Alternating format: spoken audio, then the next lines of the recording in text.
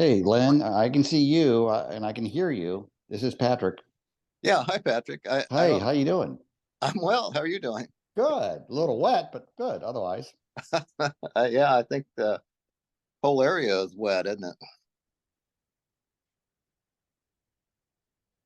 Okay, well, shall we do the Pledge of Allegiance?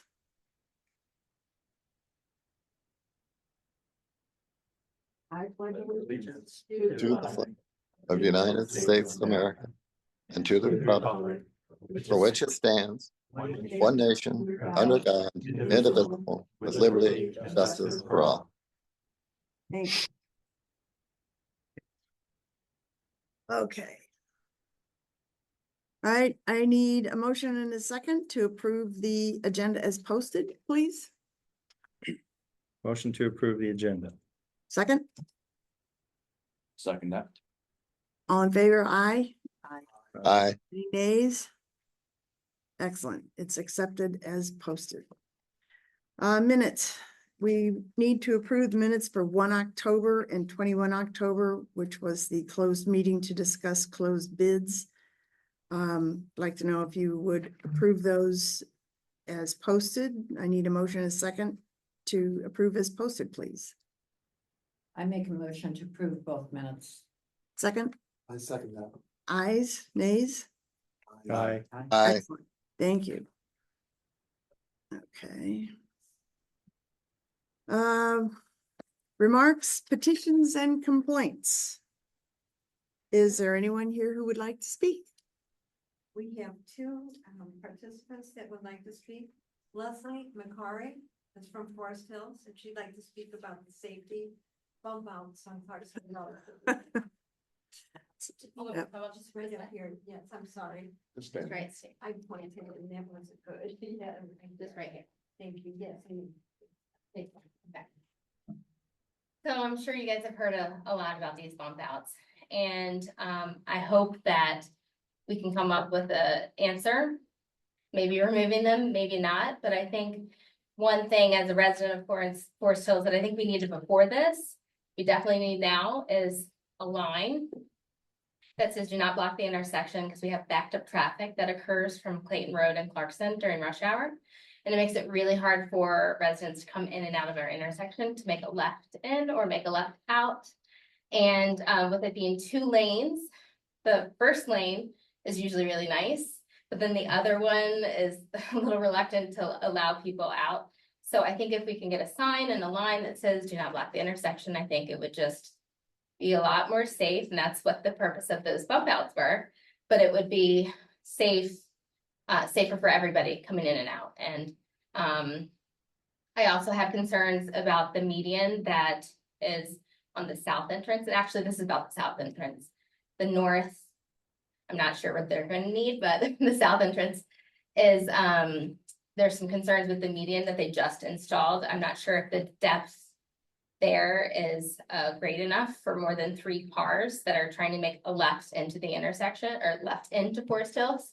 So that is another reason why that line and that signage is imperative, because otherwise if they can't get tucked in and while they're waiting to make a left, then they're going to be stopped on Clarkson Road in the fast lane.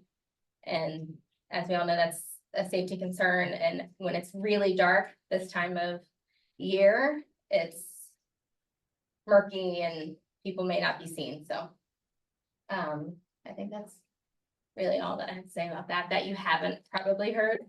So I don't know if you have any questions for me. No, we've all shared similar comments with many people, so and as I think you all know, we knew nothing about this. All of a sudden they just started sprouting up on Long Road, and I happened to go to lunch that a day or so after with the other mayors in our area, and I asked, I said, did I miss something here?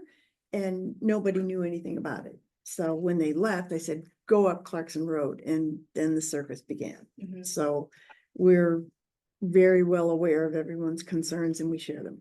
You can tell that no research was done by MoDOT because of the placement of the curbs and just the fact that if they had just looked, like, everybody is fairly compliant with the gray area that is on the edge. They could have added paint. They could have done so much more, but they went and did these random expensive curves that just make it impossible to do business, like to get in and out of the neighborhood, or snowplows or emergency vehicles or whatever. It's already a fairly slow section because of all the traffic and the reduced speeds along the way. Like it always bottlenecks there. So I don't know.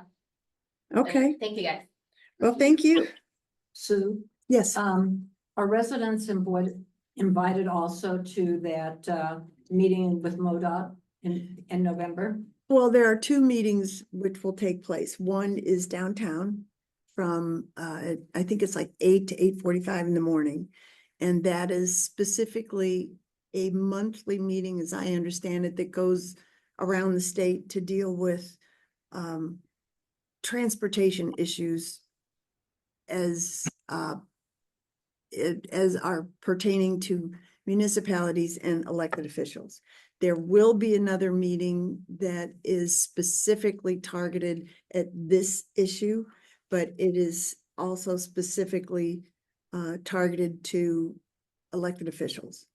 I don't know that it specifically precludes people from attending that, but I have that at home and I can take a look at it again. But my recollection is that it really is directed at elected officials and people it concerns. As a matter of fact, Joe Garetano from Wildwood was not on that list of the addressees. But Mayor Rowerman, Mayor Pogue, myself, Mayor Nations, Chesterfield, that's Baldwin, Ellisville, Baldwin, myself, Chesterfield, all the immediately affected townships were included in that invitation or that address field.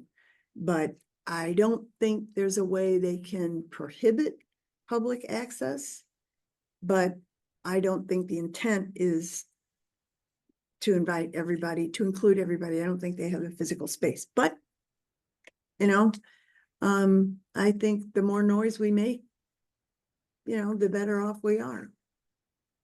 So, I was gonna say the email was addressed, not just the yeah, address. you got it too. But yeah. the greeting line of the email is dear elected officials and supporting staff. Right, So that specific email or that specific meeting coming up in a couple of weeks, I Yeah. think they probably will have some type of sign-in sheet, I'm sure, for Yeah. making sure they only have, like you said, probably don't have the space for. It was- the houses to show. it was all our board and then all the other mayors and associated elected officials, right, from their cities. So if that's something that we can distribute publicly, I will certainly do so. Okay, a couple of things. So there's a lot of concern on the Forest Hills Club Estates Facebook page. From residents, I have heard from another resident who was concerned for her safety because at rush hour, she was backed up on Clarkson. But because of the center island, she was stuck in the fast lane, as Leslie had said. And she had people behind her honking and just belligerent. It's because it just shuts down, it's gonna shut down one, take it to one lane. On the way here, I would also say that I noticed that center island, they have completely blocked now a large portion on both sides of any vehicle moving over or emergency vehicle access if those lanes are blocked because the islands are parallel now. So you only have 2 lanes with nowhere to go. Yeah. If I would ask that if the meetings aren't open to public access, that you all as city officials have a meeting to at least hear out some of the residents and the concerns, at least gather and capture the data. You have 258 homes in Clarkson, in Forest Hills alone. They've cut it down to what, 2.5 if you have SUVs waiting to turn. On top of the 258 homes, there's at maximum capacity, which we've been in the past, Forest Club, Country Club is 600 membership. Now, if you assume, everybody's not leaving, and all at the same time and trying to get in the neighborhood. But there's higher volumes, especially in the summer, and it's not one vehicle of a family. It's multiple because especially on weekends, dads will go golf or there is the golf leagues through the week. Well, you have events, weddings and Weddings so and forth. then families coming in, you've got the swim meets. So just Forest Hills alone, that's over 868 or something, 58 plus the club, or including the club. That doesn't include staff. Right. No, we're very conscious of all those issues. And I think if you had a chance to read the editorial letter I sent to did. West Magazine, I'm all over it. So, Okay. Well, all I'm asking is that somebody gives the public a chance, because obviously there was no hearing that did, we are very Great. aware of that absence as well. So, no, I think your comment is good. We'll look at maybe doing something after this meeting and filling in, inviting the public at some point, or at least sending something out that summarizes what we heard and what their response was. a lot of Forest Hills, they have submitted, or several residents have submitted to MoDOT. Good. That link that Leslie provided to all of us. I have gotten a couple of emails from people suggesting that these were good additions. So I respect that, and I think the goal was really excellent, but I think the execution was poor. So we'll see. Anyway. Chris, do you know? Well, never mind. I'll get to that later. So does anybody else?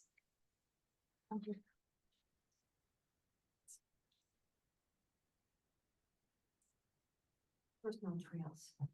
We want to wait to hear from them until new business then. I would think so, yes. Okay, Chris, you want to report?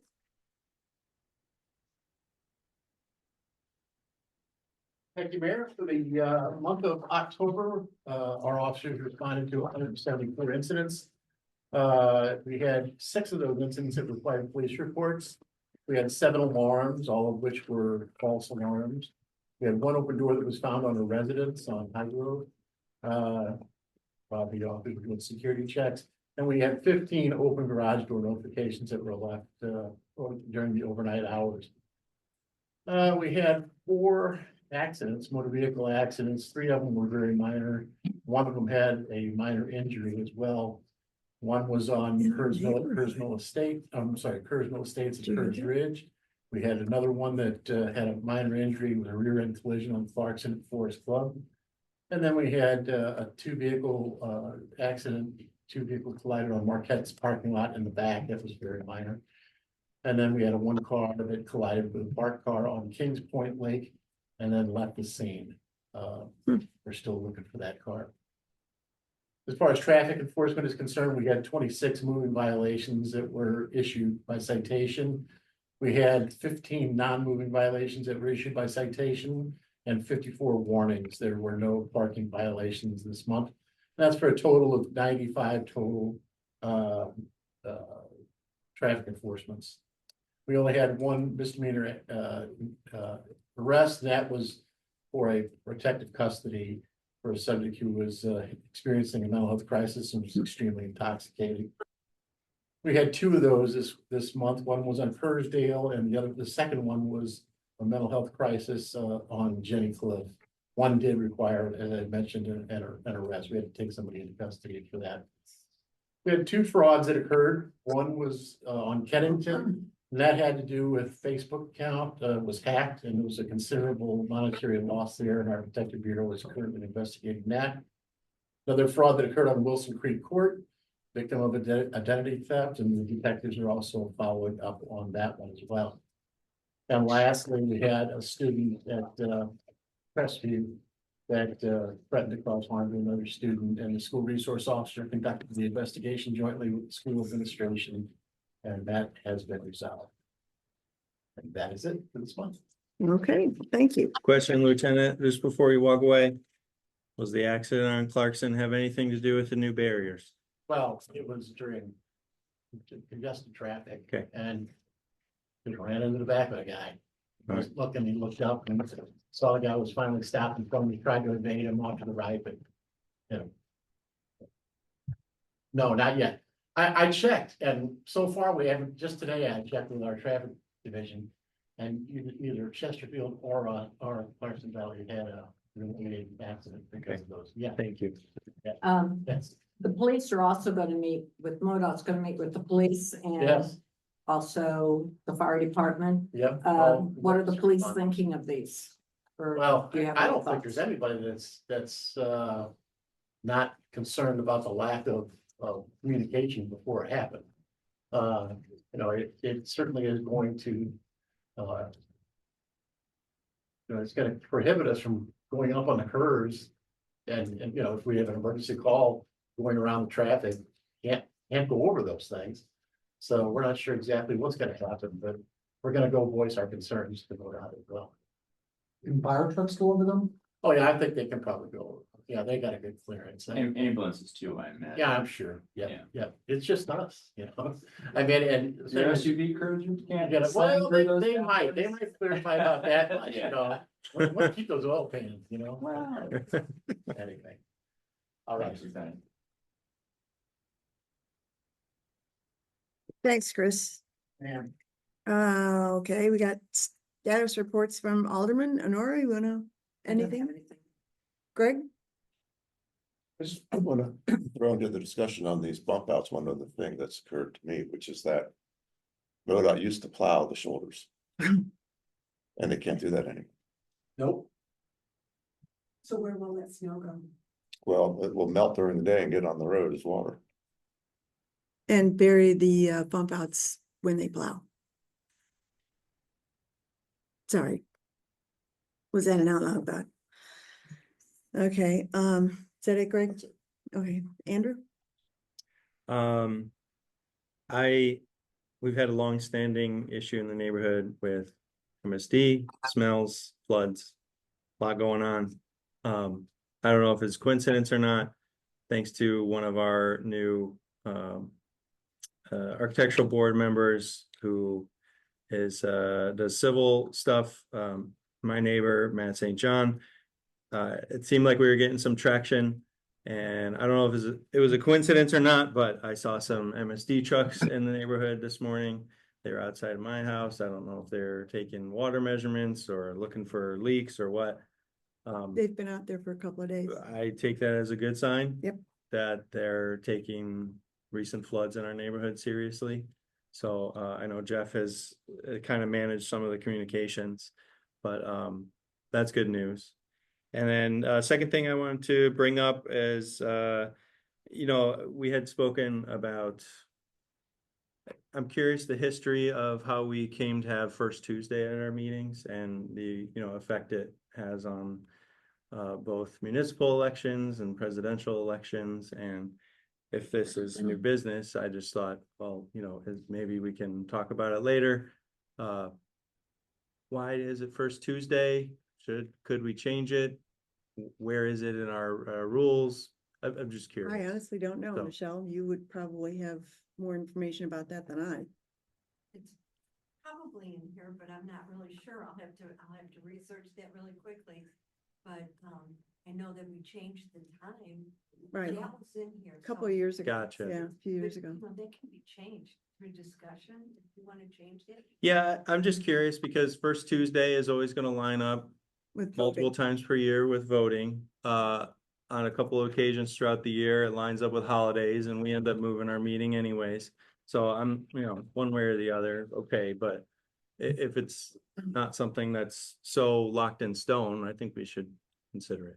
So. Is it Andrew, this is Patrick. No, it is not locked in stone. It's not required by statute.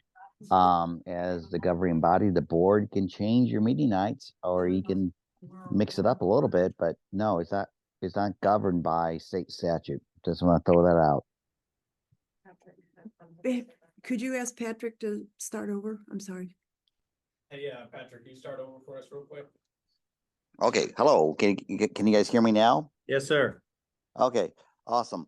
No, the meeting night of your board is not set by state statute. You're not required to meet on Tuesday night or the first Tuesday or the fourth Tuesday. As your governing body, you can set your meeting nights, whatever you want them to be. So no, it's not locked in stone, but it's something that historically has been the first Tuesday, but it doesn't have to stay that way. That's the only thing and you have control over that. That's all I wanted to throw out. So are you proposing moving it to the second Tuesday? I think any of the other Tuesday, for some sort of consistency, Tuesday is probably best. Well, just as a note, there are 4 other townships which all have theirs on the first Tuesday of the month. Eureka, Pacific, Rock Hill, and Webster Groves. Beyond that, meetings fall on Mondays, Thursdays, a couple on Thursdays, and a few on Wednesdays. But it appears as if the majority fall on the first Monday, either the first or second week of the month, and then a number fall on Tuesdays. Okay. So It may be a non-issue. Are we missing people at the meeting today because they're in line voting? I don't know. In the couple years I've been on the board, I know we've moved once for 4th of July, and we moved once for January already, and that's just in a year and a half. So if you want to table it, put it in the business, whatever. I'm So open to whatever. So Patrick, does this have to be done with a motion?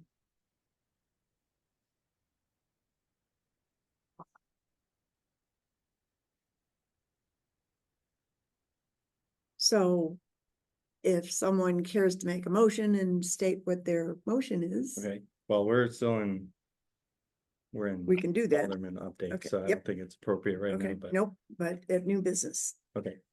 Address it in new business if it's not an agenda item, I don't think. We can discuss it, but we can't. Yeah, you're right. We can't make a motion. Maybe under We can discuss it. miscellaneous. Okay, Or I'm we good put with it that. on next month. That's not really urgent. okay. Okay, can you hear me now? Yes. Oh my gosh, I've been trying to talk to myself for the past 2 minutes here. No, motion, yes, to change it, but no, it's not a topic on the agenda. You could discuss it, but if you're going to change your date, I recommend you at the next meeting and get the public notice that you're going to change your meeting date. That's all I wanted to say. Sorry. Okay, thanks, Pat. Okay,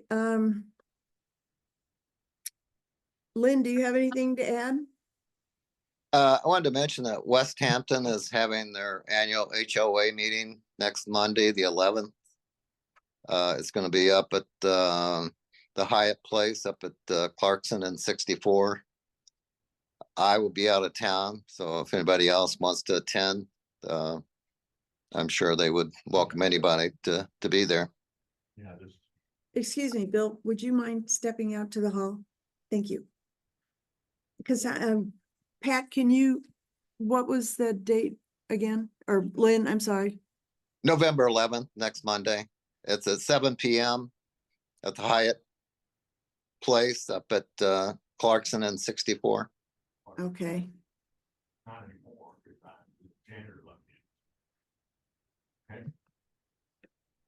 I'll call it in. okay. Okay, is that it, Lynn?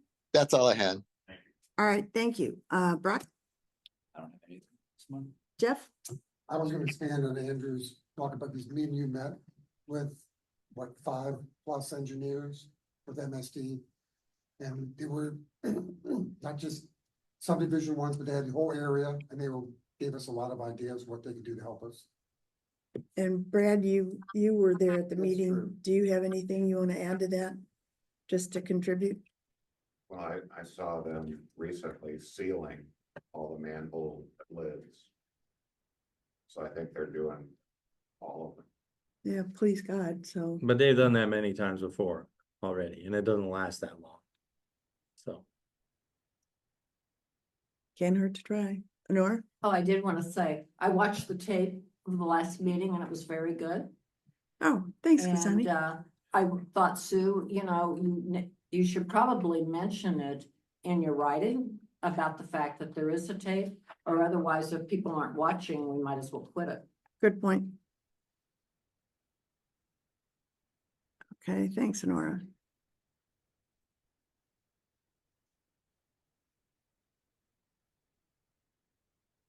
Okay, well, I beg your forgiveness, but apparently I skipped myself. So I'm gonna back up a little bit. Mayoral update, court fees this month are a little lower than they have been in the past. They were $2,886.79, but they're higher than they were last year at the same time. Bump out curbs, we've touched on already. That is going to be a huge issue. We'll have more to come through on that.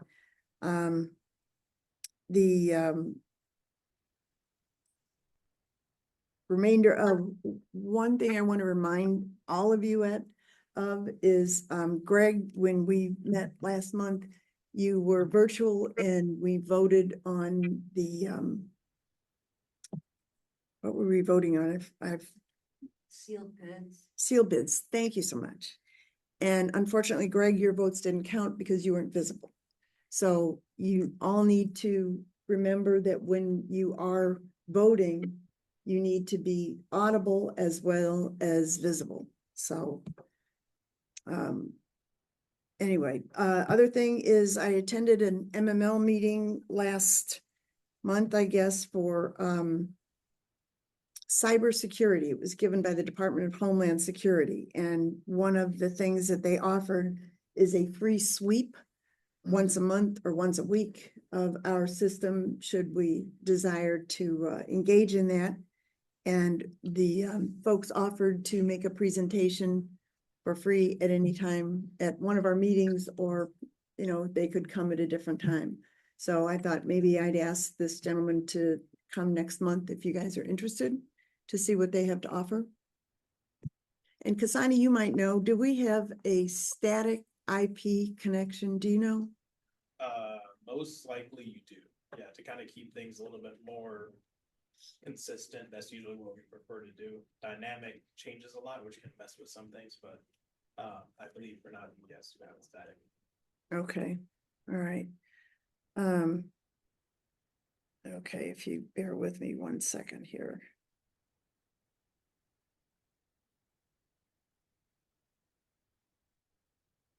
Sorry.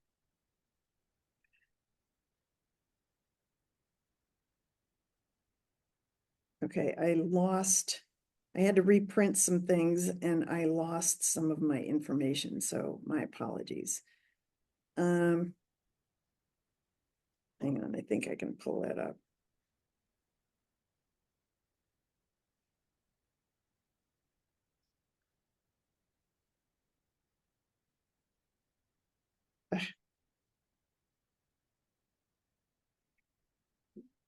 I think I cannot, so.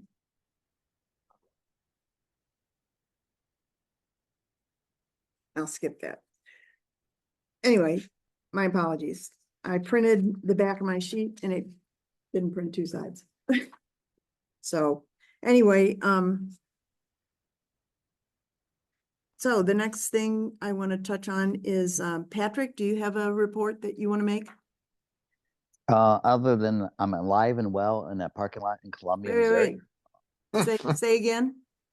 Oh, I'm sorry. You guys having trouble? Can you hear me now? Yeah. Okay. Sorry. Other than I'm alive and well in a parking lot in Columbia, Missouri.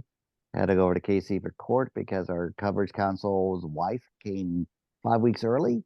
And so last minute dodge over to Kansas City for court this morning. So I apologize for not being there in person. Okay, is that it? That's it for now. All right, thank you.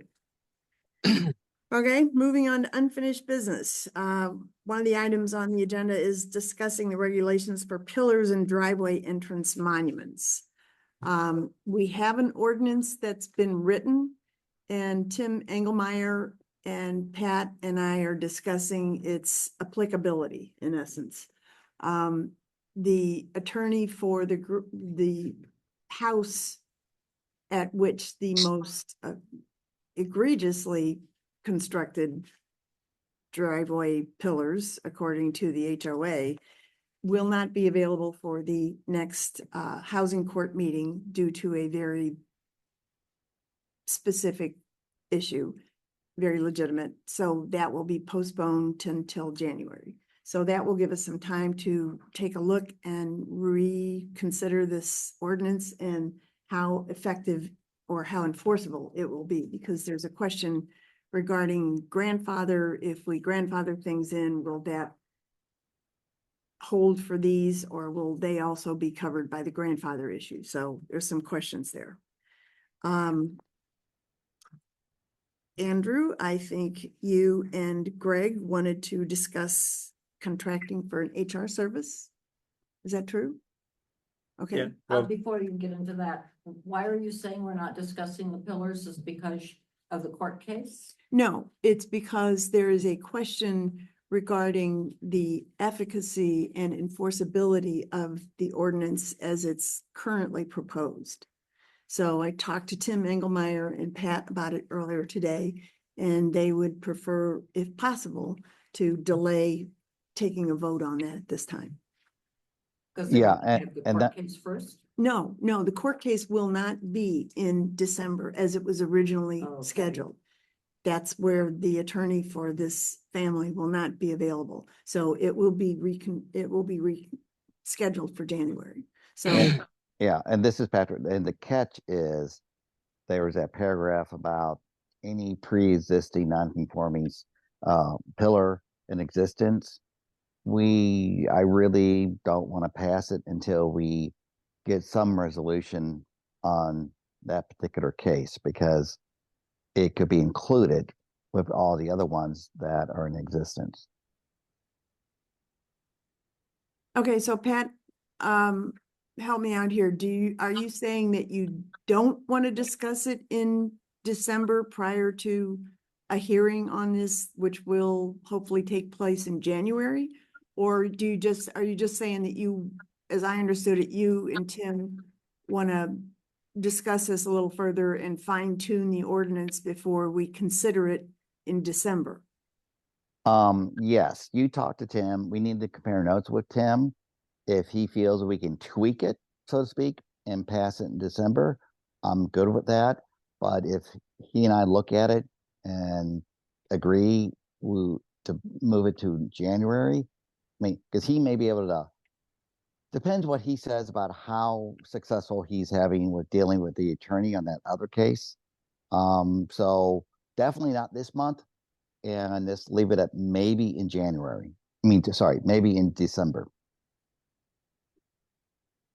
Okay, does that answer your question, Nora? It kind of answered my question. It's kind of like we want to prohibit his before, but we've been discussing it, so I don't think we can prohibit his.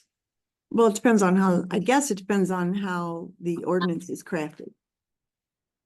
That was my understanding of the explanation, so. Okay, so moving along, Andrew and Greg, you wanted to discuss hiring an HR service or engaging in HR service. sure. Well, as a suggestion, brought it up last month, but Greg wasn't here, so we tabled it for now until today. A bottom line is I see a lot of big rocks to move in the next few months with HR related activities, and I think we could use the help. So I know there is a committee that's formed. But I think it would probably be in the city's best interest to, if we're in the spirit of formalizing some things like we did with IT, like we have done with some of our other processes, that'd probably be best to bring in some experts over the next few months. That's not my area of expertise though, so that's why I want to put it on the table and see what everybody thinks. Any comments? Um, Nora? we have 36 years without an HR. You know, new people on the board, new mayor, and all of a sudden we need HR. That doesn't sound right. I think with 2 employees, you don't need an HR. We do need a policy manual, and we do have a committee. Hopefully they're working on a policy manual that, you know, before we hire someone to replace Michelle, since she's leaving in January, we have a lot of things to discuss, such as a salary, a base salary, which could be increased depending on the person's qualifications. But we need to come up with a base salary somewhere between a clerk and an administrator. We need to come up is this a salaried employee? We need to come up with the job description for the administrator, and that she is the administrator that is over the assistant, that it isn't us over the assistant or the mayor over the assistant, it's the administrator.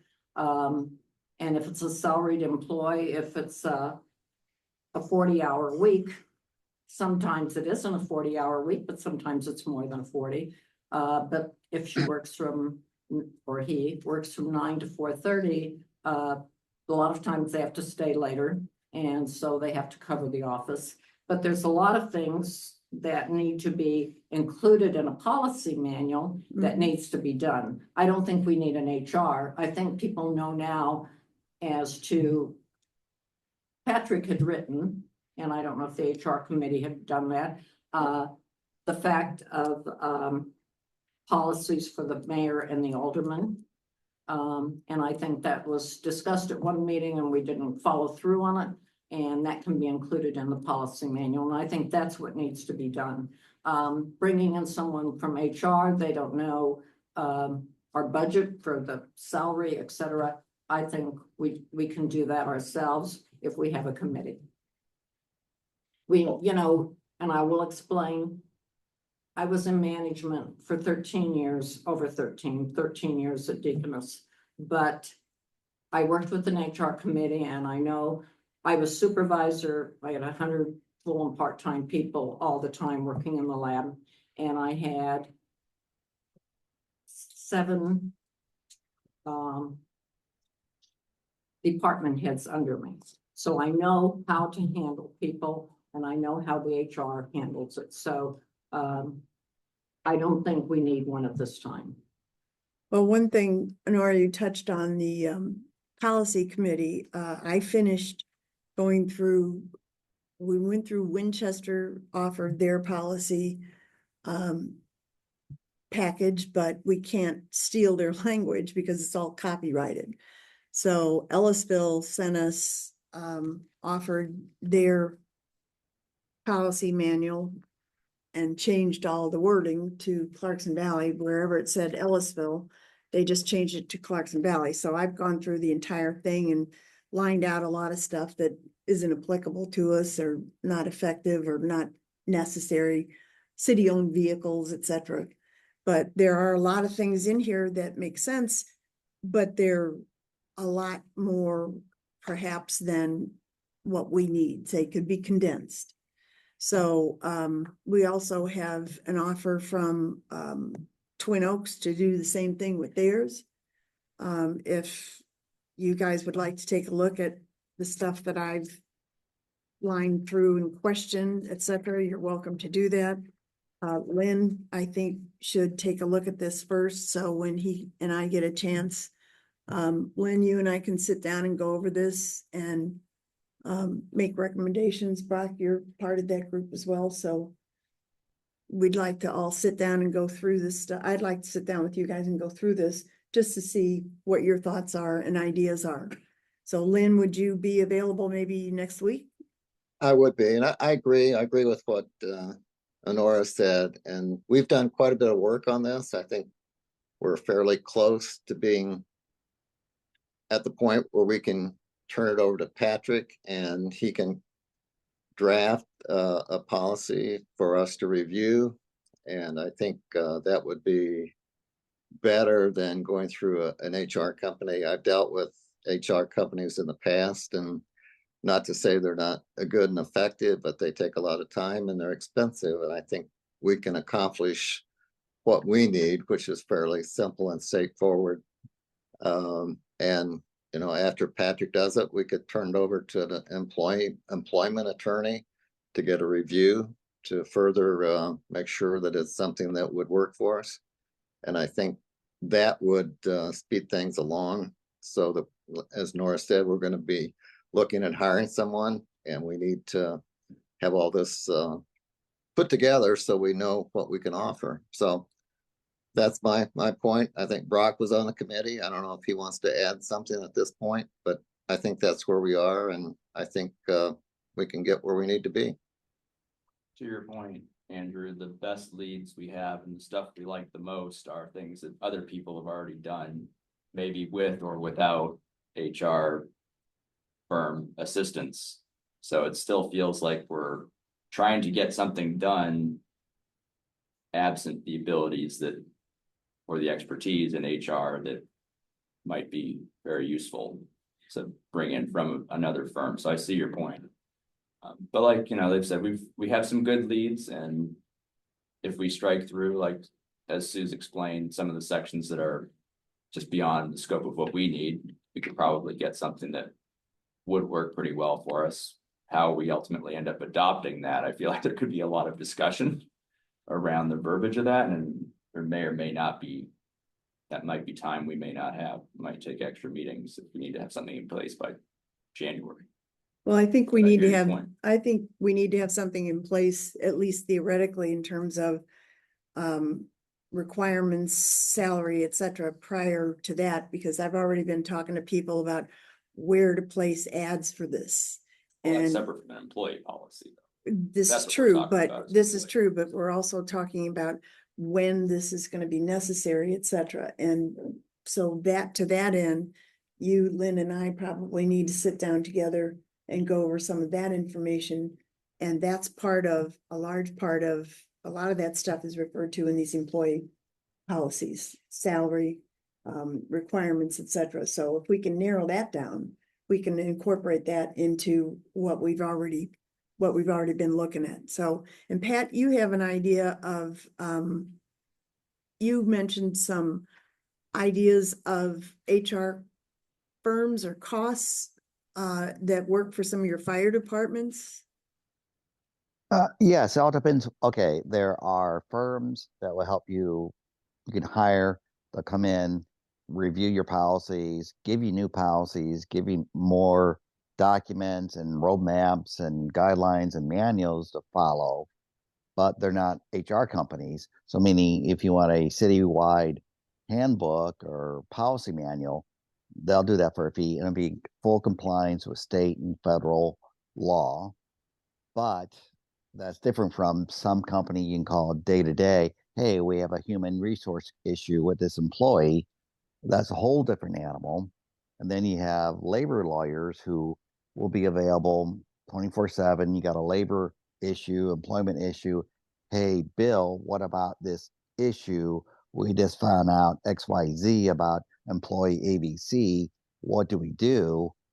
Basically, they work for a month-to-month retainer because, you know, I use it all. We have employment lawyers deal with employment issues. Labor attorneys deal with labor unions for the fire districts. We have HR companies, and we also just have policy companies where they, for a fee every year, they review the policy manual, make sure the documents at the districts are up to date to state and federal guidelines. But quick, easy summary, clip note version, it all costs a lot more than what you guys pay me on an annual basis for all this stuff. So as Lenore said, 2 employees, do you really need it? I do also acknowledge Andrew and Greg saying, well, we don't know what we don't know. And I'm the first one to admit I'm not an employment lawyer. I'm not a labor lawyer. I'm not an HR expert. I kind of call balls and strikes as I see them. So I don't know. I mean, do we do a manual? And I like Lynn's suggestion. We do what we think is pretty good. I review it, I tweak it. Then do we just make a connection with a opponent lawyer, kind of look at it? Because I mean, it may be cheaper doing it that way because a policy management company, about 15,000 your first year plus 7,500 thereafter. HR company, first year could be 10 to 15 plus annual fees. To pay a labor law firm from day one to come in, I mean, they charge $300 to $400 an hour if you want them to rewrite your code or be on standby. Hey, we have a couple questions, and then it's time and hourly billing there. So big undertaking. The question becomes, which the board and the mayor has to decide, how much do you think you really need with 2 employees compared to 50 employees or 80 employees or 120 employees? So that's kind of like the big picture. Thanks, Patrick. I take offense to the notion that because I'm the new guy, I think what's been done isn't good enough. That's not the case at all. We've never had to hire anybody. What I don't want to do is go through what we went through the last few months and what will happen in the next few months with hiring a new person that we want to stay for another decade, 2, however long, and about making sure that we formalize some of our policies. And if Brock and Lynn feel confident in that, that's great. If we can stand on that in the future, if there's an issue. I'm not sure how I feel about a policy manual that's been cobbled together by the board from 3-4 other cities. That's all. So if we got a committee who feels confident, I'm good. We'll drop it. And I think the main thing we have to do, January is coming very quickly, is come up with a base pay. Right. That if there's an applicant, at least that's one of the first things they're going to ask is what the pay is. Do we know? And we don't know, but we don't know. Right. Sue has We don't know. gotten information from.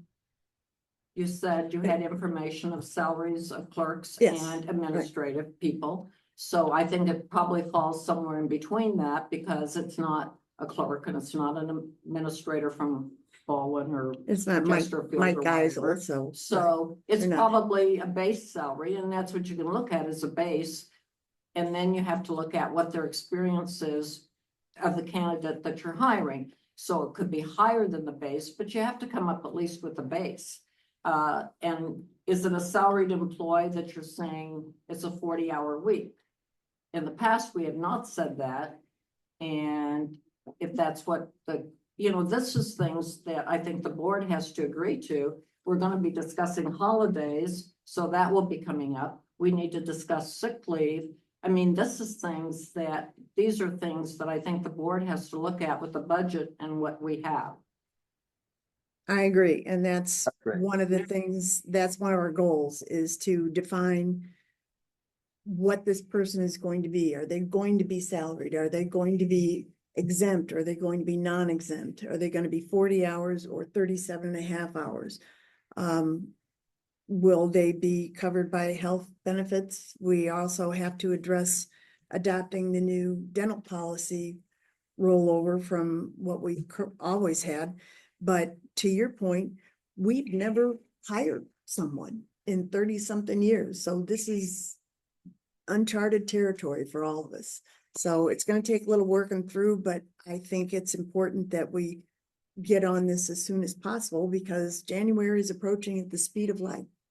Right. So that's why I was asking Lynn if hopefully he can sit down next week. I'm ready to share all this stuff with you, Brock. I don't know if you've had a chance to go through all of this. I gave you and Lynn each a copy.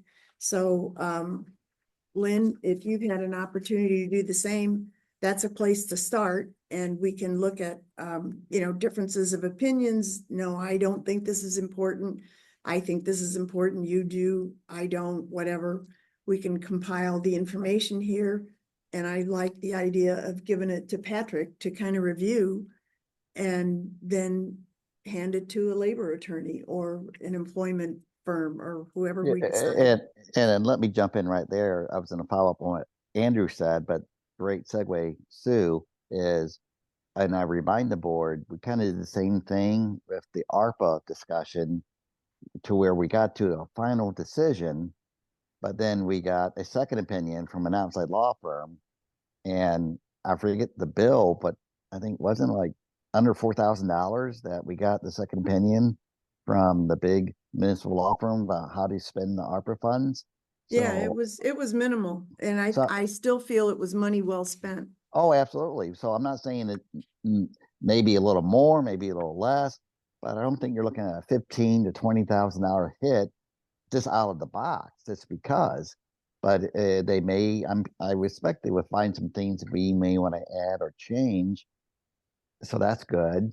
But then, secondly, maybe going forward, we could build a relationship that from time to time, you guys have another legal horse in your stable, an employment lawyer to fall back on from time to time when it's, so to speak, above my pay grade. And that would be a very positive relationship developed down the road. Agreed. Okay, so with that in mind, Andrew, would you and or Greg care to go source some firms or people that we could consult with and bring their costs and their abilities to the board for our consideration? I'm not on the HR committee. I mean, you just brought it up, so I'm asking if you'd like. I'm the farthest thing from an HR expert that's sitting up here. So not really. And Okay. no one seems to be super in favor of, I mean, the committee seems that you guys can do this, so. I don't know a lawyer who can review this for us. Well, neither do we, so Okay. you offered it, so I'm just asking if you have any interest in pursuing it. A lawyer or a company? Lawyer, a firm, we don't know. Well, I have no scope, so what I heard, my takeaway is the committee feels comfortable doing all this. Okay, well, it's not something we can vote on per se because we said the discussion, but we can, I guess, entertain a motion to take action going forward. Anybody care to make a motion? No. Okay, nope. So we will look at next week, Brock, if you're available. And I'll say I received the papers you have there, and I haven't read it because the last time we all spent many hours reviewing, I believe it was Chesterfield's manual, which is close to 100 pages. And we went through it in extreme detail just to, a short number of weeks later, now have this other document in front of us that now we're supposed to review that in extreme detail. So if that's the document that you think is most appropriate as a starting point, and most likely going to be the one we're going to work off of, then I'll read it. But otherwise, I don't want to read it just for 2 weeks from now. You're going to have another city's manual in front of us, and I'm going to have to read a third one. And that goes for 3 hours for you, Lynn, me, times 3. Now we're talking 30 hours, 40 hours of time with nothing really to show for it.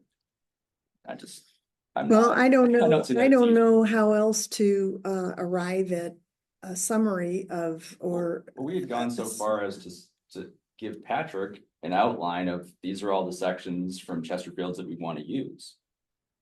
But as you said, it was huge. And it was like 1/5 of their manual is what we gave them. And then then ultimately we start looking at this other manual from step 1. I don't understand where that happened. I wasn't part of those conversations.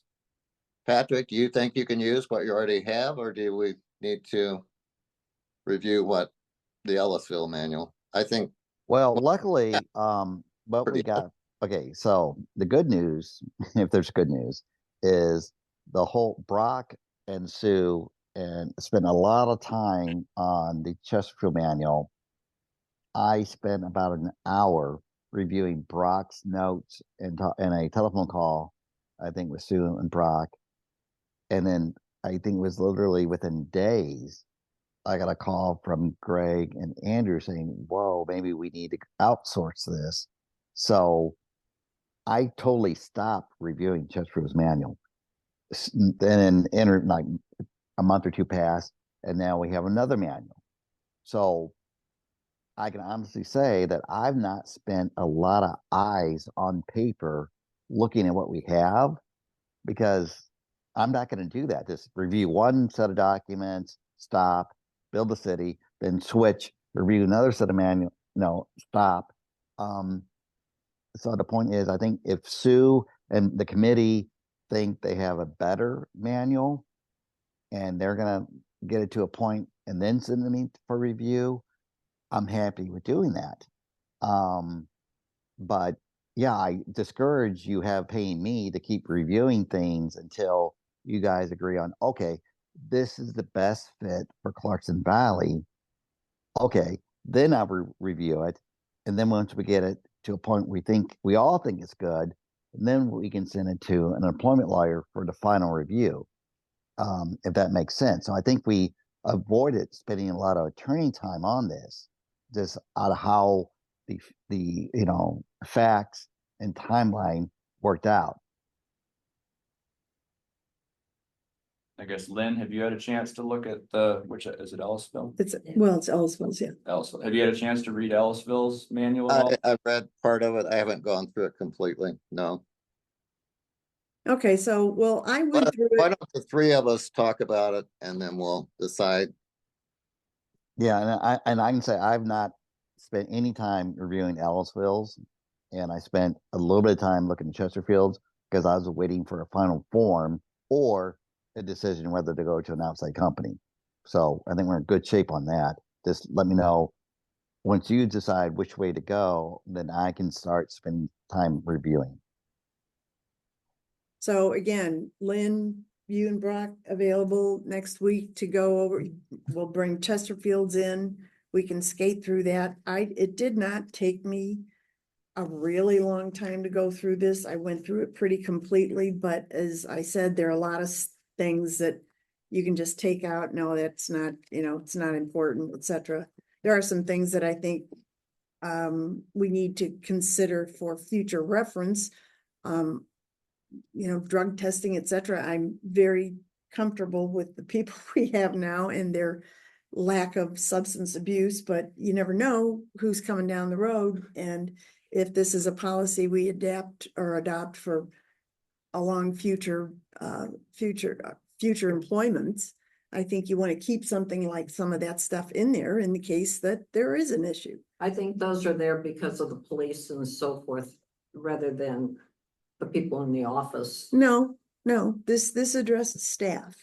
So I know, but they have to do it for everyone. You can't just pick out certain people. but this would be an employee. Okay. Anyway, Lynn, would you and Brock be available next week? Yes. Okay. After.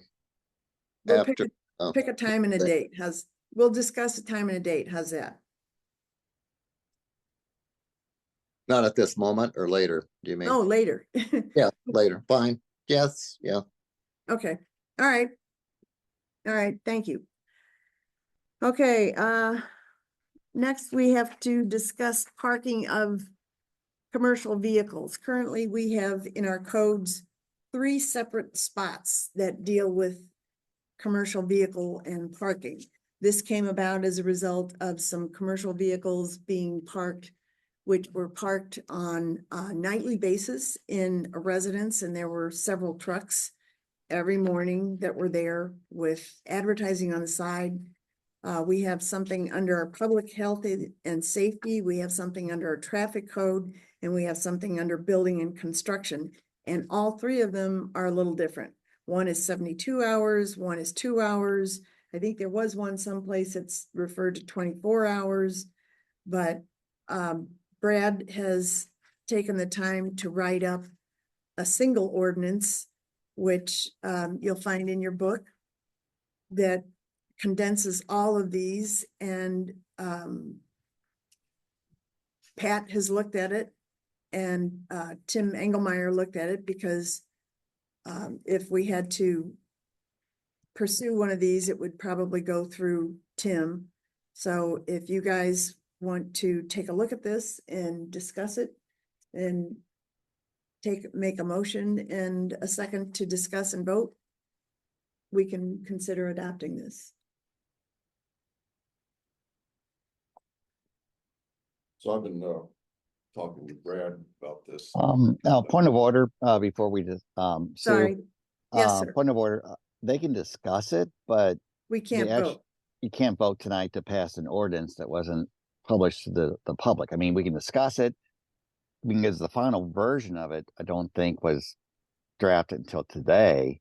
No, and and we're not- you're right, Patrick. That's and my point.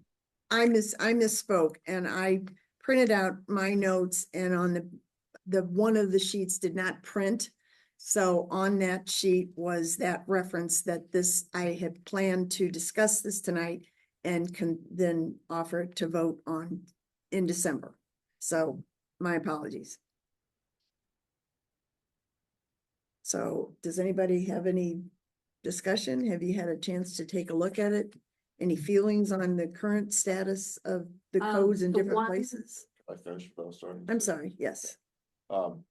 So there was another situation in our city where somebody who had a driveway sealing business was parking his vehicles, including the tar truck, in front of their house in the driveway.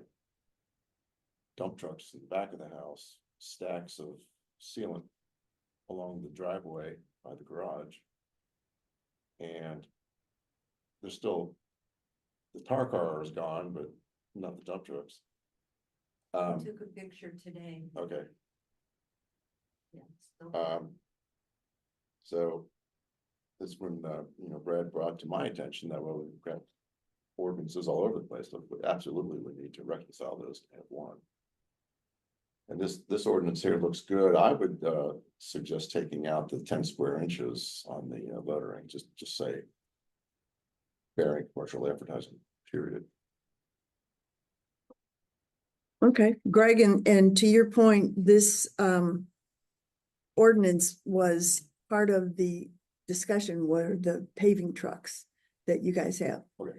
And if you see, one of the references down here is not readily visible from any right-of-way street. So in other words, it wouldn't prohibit someone of having a vehicle which provides them the ability to do their job, but it doesn't have to be, it shouldn't be visible to everybody. You can have maybe you can have a paving truck, but if you can fit it in your garage or in a concealed space behind your house where it's not visible, maybe that's possible.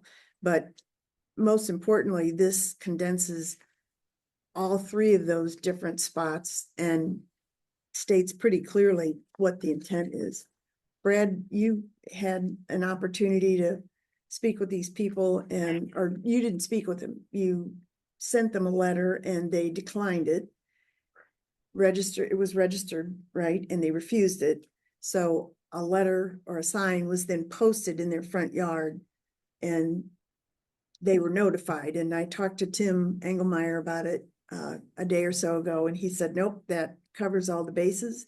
If we wish to pursue that in court, we could do so because of their refusal to accept that letter and the fact that they had been notified publicly. So is this what the draft language we see here, is it the intention to get rid of the section from the traffic code? all three of these sections would be replaced by this single ordinance. In Title II, though, that we wouldn't have anything in the traffic code anymore? That's correct, because the police can write tickets off of the nuisance sections too. Okay. Thank you. That was also in my notes. They want to write up a traffic code, but if it works, it works. Hey, Brad. What about someone who's a resident? Who has regular truck or car, but it has a wrap or a sign on it, but they live there. I don't see an exception in here. I see commercially licensed vehicle or other vehicle that has advertising bigger than 10 inches. What, They would have to put that in the garage. Okay. Laura has a question. oh, I'm sorry. I had a question. Yeah. Thanks, Not Michelle. visible from the street. I don't want it visible by the neighbors. Okay, Because yeah. people park their boats in the back. You don't want that you have to look at that. And it says that trailers, recreation vehicles can be parked for loading and unloading only unless it's not readily visible. And we used to have that 3-day thing, mainly because like if people were Boat going to go on trailers. vacation and had a trailer. That was the 3-day thing that they had to take it and get rid of it right away. So I don't know. So I'm concerned about not from the streets, but also from the neighbors. No one should be able to see it. We park our boat in the garage, so if you don't have a garage, you have to rent something. Okay. Well. So any other input? I know on that point. The nuisance ordinances are for the community. They're not for each individual neighbor. So if the neighbor can see something, then that's an HOA issue. In my opinion. If you've got a problem with your neighbor, that's an HOA issue. If the whole community is having a problem because you can see it from the street, then it's a city issue. That's why it's visibility from the street. That's the intent, why I put that in there. You also have contractors can only have their thing there during the daytime. Right. And when they did our deck, they had their trailer there. And different people came at different times, so they needed the trailer there. Otherwise, they would have had to wait for someone to bring them the supplies. So I don't think that's legitimate either. I think as long as you have a building permit, that they can stay there, that they can leave their truck or their van or trailer, what they have. And then as far as advertising that, the surface thing that we were talking about, they didn't have anything written on their trailer. So it didn't advertise anything, but it sure didn't look good sitting in front of their house. Well, one thing I'd like to add to your point, Nora, yeah, you're right in terms of duration, but I know in our neighborhood, I think Mike and Tally have requested permission from the city on occasion to leave their trailer in their driveway for their boat. It's been a few years, but the city gave them permission for an extended, not an extended, but a longer period than the limited timing stated in the ordinance. With the understanding that, okay, if it's gonna be there for 72 or 24 hours, it can be there for 36 or whatever hours, but it can't be there for a long time. We get people asking for permission from our subdivision limits it to 4 hours. Right, So we have people asking for permission overnight. right. And that's, it's, yeah, it's not, it's not something that I feel like we need to be, no, you can never do that. If there's a legitimate, logical reason for it, I think we can make a consideration. We have in the past, yes. Yes. So. Should we await a draft ordinance and? We have to. We have to, yeah, I mean. Yeah. I guess, does Patrick have what he needs to proceed with that? I believe he was ready to proceed with this if we agree that this is something we want to vote on next month. Yeah, this is Patrick, the formatted language, what Brad and I worked out is ready to be put into an ordinance for next month. If you guys agree on the language as presented, yeah, we're ready to go. So, Patrick, I have a question about this. This is a piggyback on what Honora was saying. it says, shall be unlawful to park any vehicle being used for a commercial purpose, comma, a commercially licensed vehicle or other vehicle bearing commercial advertising. Does that then prohibit parking a vehicle using for commercial purpose without commercial advertising on it? Because of the word "or" there. Yes, that was the intent. The way Brad and I put this together is to get rid of the commercial vehicle, i.e. the ambulance that is parked in the driveway that has no lettering on it at all. Because that is truly the way it's built, the way it was used, the way it's designed, a commercial vehicle. At least that's my intent. That's my interpretation. Okay, all right. Val, you want to make a comment? I do. Brad, the situation that I'm aware of in Forest Hills Club Estates, to Honora's point, is that in the past, those vehicles have been parked in the back that can be seen from another street behind it. So is within, I don't know what your ordinance says, but does that verbiage in your ordinance address that, or just from the tops, like the front street? The way it's written, it would be from the front street, the street that the house fronts on. So they could still park it in the back and it'll be fine. Yeah, if somebody happens to have a property that works for obscured parking, you know, you've got trees and bushes all along the side, and you can park something back there and nobody can see it. Well, then it's really not a community problem. But this says, not readily visible from any right of way or street. So Valerie's question, if someone's on a corner lot or they have a street behind theirs, it's not the house, it's not the street they live on. You can see their truck. That wasn't the intent. Because, you know, I can drive on any street anywhere and look 300 yards across the golf course and see a vehicle. That is what this is the literal language. Yeah. Yeah, so we should probably clean that up. Good catch, So Greg. parking behind, like, so if I can see it from her word, because there are no trees or anything, then that's accepted in your. Or we have to draw this a line somewhere. Well, I think the explanation, Val, is that it's acceptable as far as the city is concerned, but the HOA has the option of being more restrictive than the city does. And that would be in the hands then of the HOA, because we deal with public viewing spaces, public visibility, not private property. So if you're looking at a house behind you, you know, that's a little different than driving down the street. I'm talking about driving down the street. It's open. Driving down, Like Brad said, it's across, but it's across. but driving down a street different than that on which the house fronts. Right, so that's public, because you can see it from another street, as Val said. There aren't a lot like that, but there are some. Yeah. So that's, I was just, I'm asking because that's how it was resolved in the past. So I'm here. Well, we got a month to consider this, so if you guys want to take some time to think about it and come prepared to discuss it, that would be good. I'd Yes, like to say please. one more thing. Yes. Before we move on.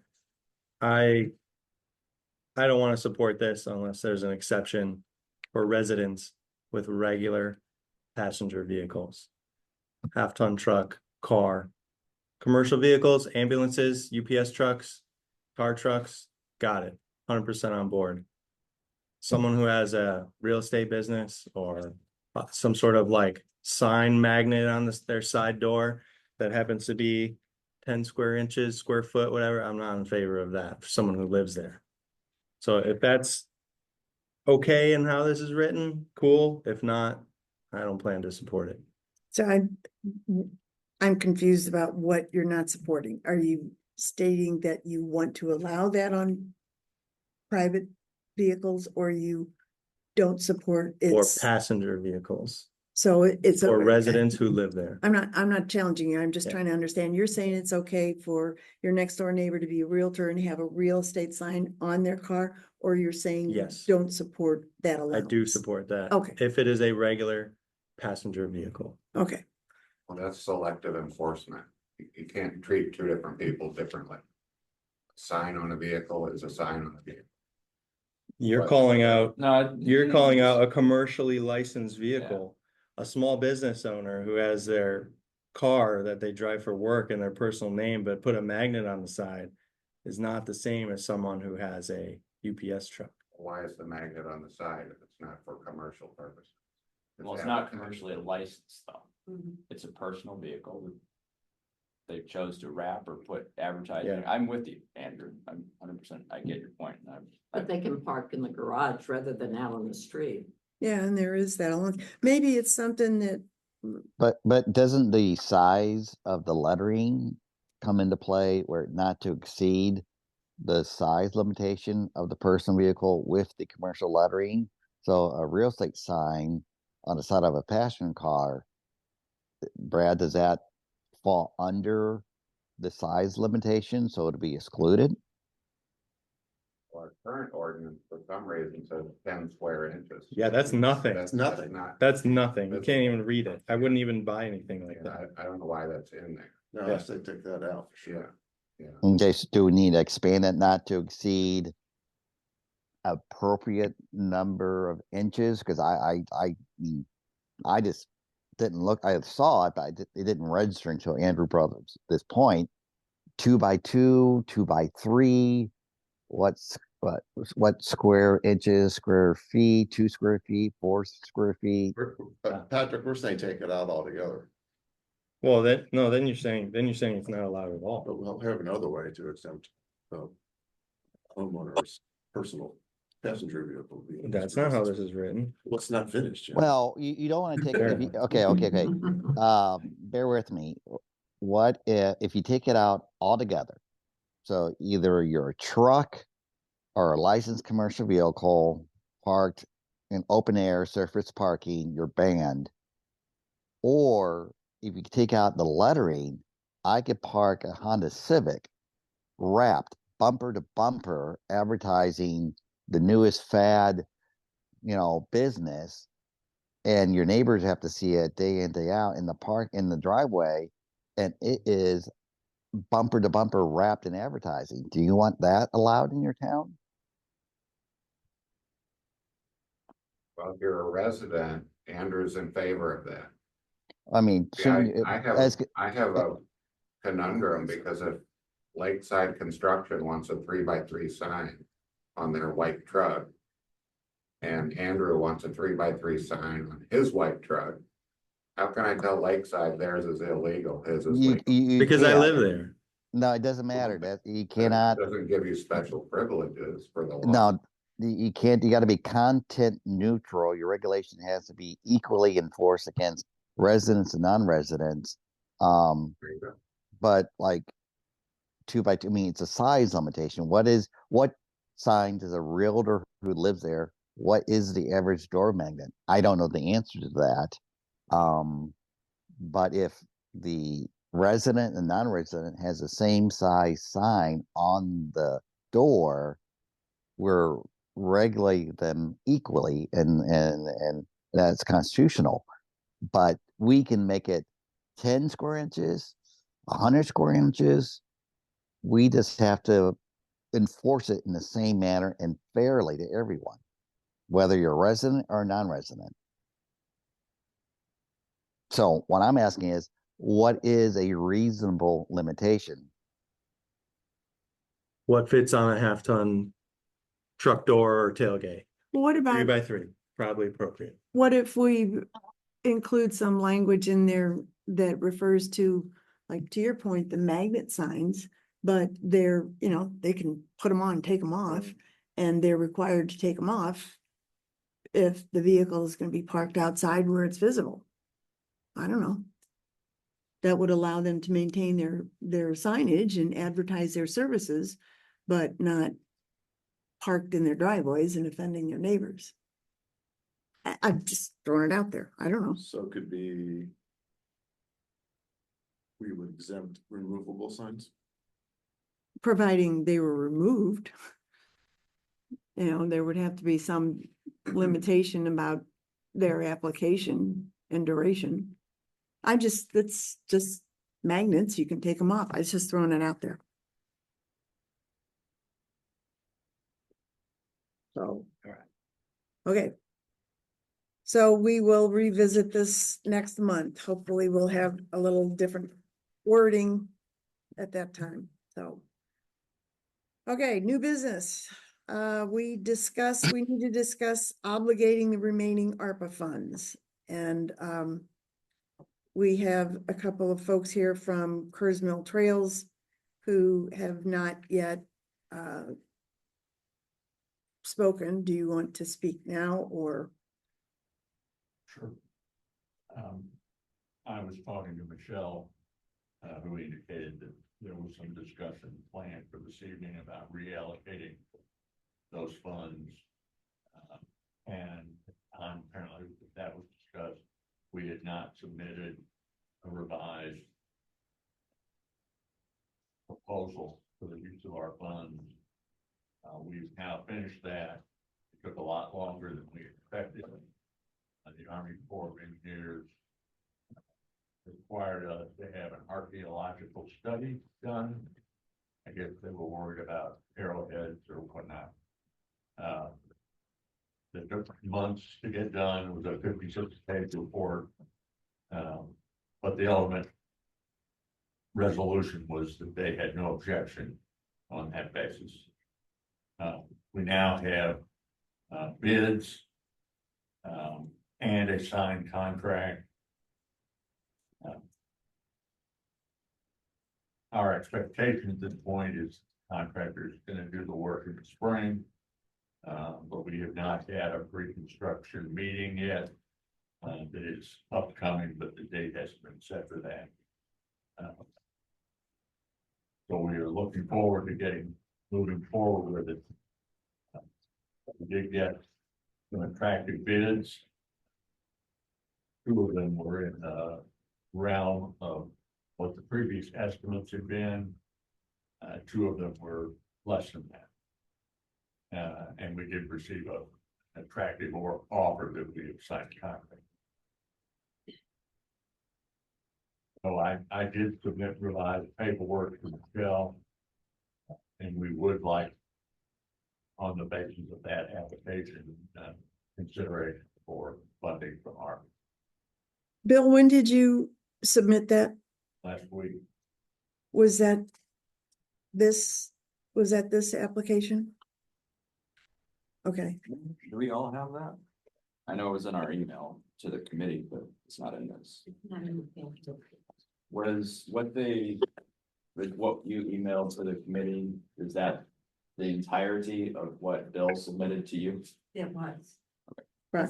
Oh, I've seen it. I just want to make sure there was nothing else. I didn't hear what she said. Was it the entirety or was it not? It was, Lynn, yes. So Brock, Lynn, y'all wanna go into this? Jeff, you guys make up the ARPA committee. You wanna express your opinions? I think we concluded that the application is not complete. One, based on the formula that we came up with, the maximum that Kerrs Mill Trails would receive would be $55,000. And then last year, we went through fairly extensive guidelines on what need to be submitted with applications. And that included the bids that were received to do the work. So, and that was not included. So from my point, the application is incomplete. No, there was a copy of the bid. Yeah, I can go into detail on that, Lynn. So the application is for $173,000. And that includes $55,000 for engineering and $118,000 for the work on the dam itself. Right. Unfortunately, what Lynn's referring to is, and it's all on the application in terms of what you need to submit, is a written copy of the bid for both the 55,000 and the 118. Because we're gonna be reimbursing all or a part of one of those. But there was no bid for that. There was no copies of licenses or any insurance evidence by any of the contractors. There wasn't any copies of anything evidencing that they'd inquired with at least sent a request for a bid from at least 3 contractors. There was a letter at the end that kind of stated that they did, but we didn't see anything in the documentation the way the other neighborhoods had submitted the emails that they had sent requesting the bids. The only thing that was included was the written bid for the dam repair work itself.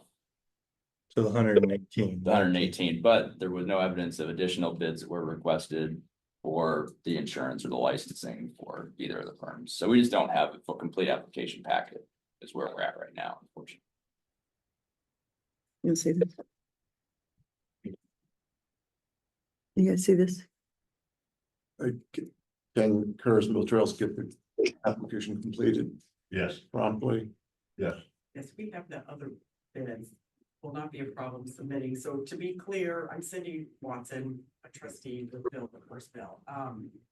You just need evidence of the other 2 bids, not only the bid that we're going with, as well as insurance, verification. And for your engineer, I would say it's licensed. Like a lot of the contractors who, like the contractor you're going with for the actual work, they probably don't have a specific license they need. That we've been working with. Yes. Yeah, okay. So his licensing information. And a copy of his bill as well, in addition to the dam repair, correct? Yes, the 3 bids for engineering and 3 requests for bids from the firm that would be doing the repairs. We do not have 3 bids for the engineering. We have 2 bids for the engineering from the engineer. The engineer who did the study for us originally gave us a proposal for $100,000 to do the work. The engineer that we hired gave us a proposal that we accepted for $50,000. And I wrote down the 55 because what I got from him is an original proposal for $50,000 and a change order for, I think, 11 that includes the archaeological study. But I don't have 3 engineering bids. If that's an issue, I'd take the engineering out of there and make a request for the construction. That would really be the cleanup. I'll do it that way. Yeah, it'd be less work for y'all. Right.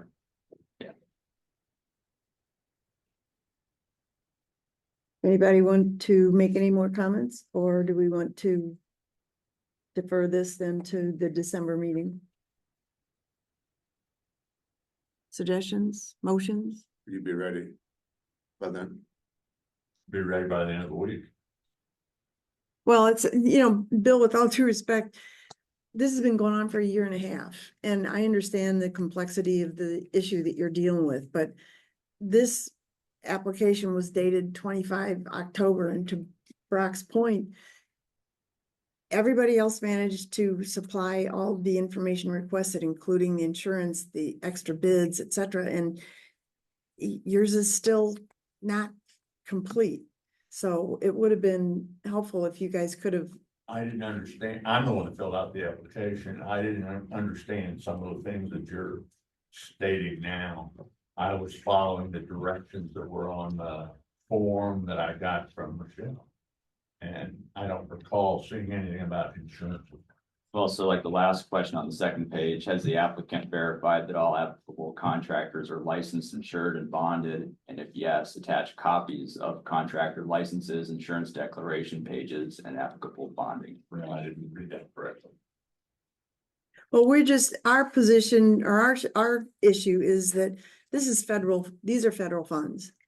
And if we distribute them and it's considered to be inappropriate by the federal government, our feet are going to be held to the fire. And we've kind of tiptoed along a tightrope as it is, because so much of our city is private and these are public funds. And the only way we can justify that kind of expenditure is to guarantee that those monies will be used for the public good, in essence. And I don't want any questions about this from anybody. So your application is still incomplete. And it's frustrating to get to this point. We are now at a, 45 days from our deadline where it all has to be obligated. And we've had this for a year and a half. And it's still not done. So I understand that, Sue, and if we had not run into the delays, I understand. then we would have given a revised application earlier, but we needed the permits from the Corps of Engineers before we could get bids, and then there's a bidding process. I understand all that, although That's Jeff why did we are where we are. Jeff did mention at the trustee meeting we had that you all were gonna switch your focus to streets. So we sort of took a step back, waited for that. My apologies So- for that, because that was not something that the trustees had agreed upon. It was an alternate strategy if we felt like we weren't gonna be able to get bids in time. Okay, But there were subsequent delays after that meeting, and that's the problem with that. okay.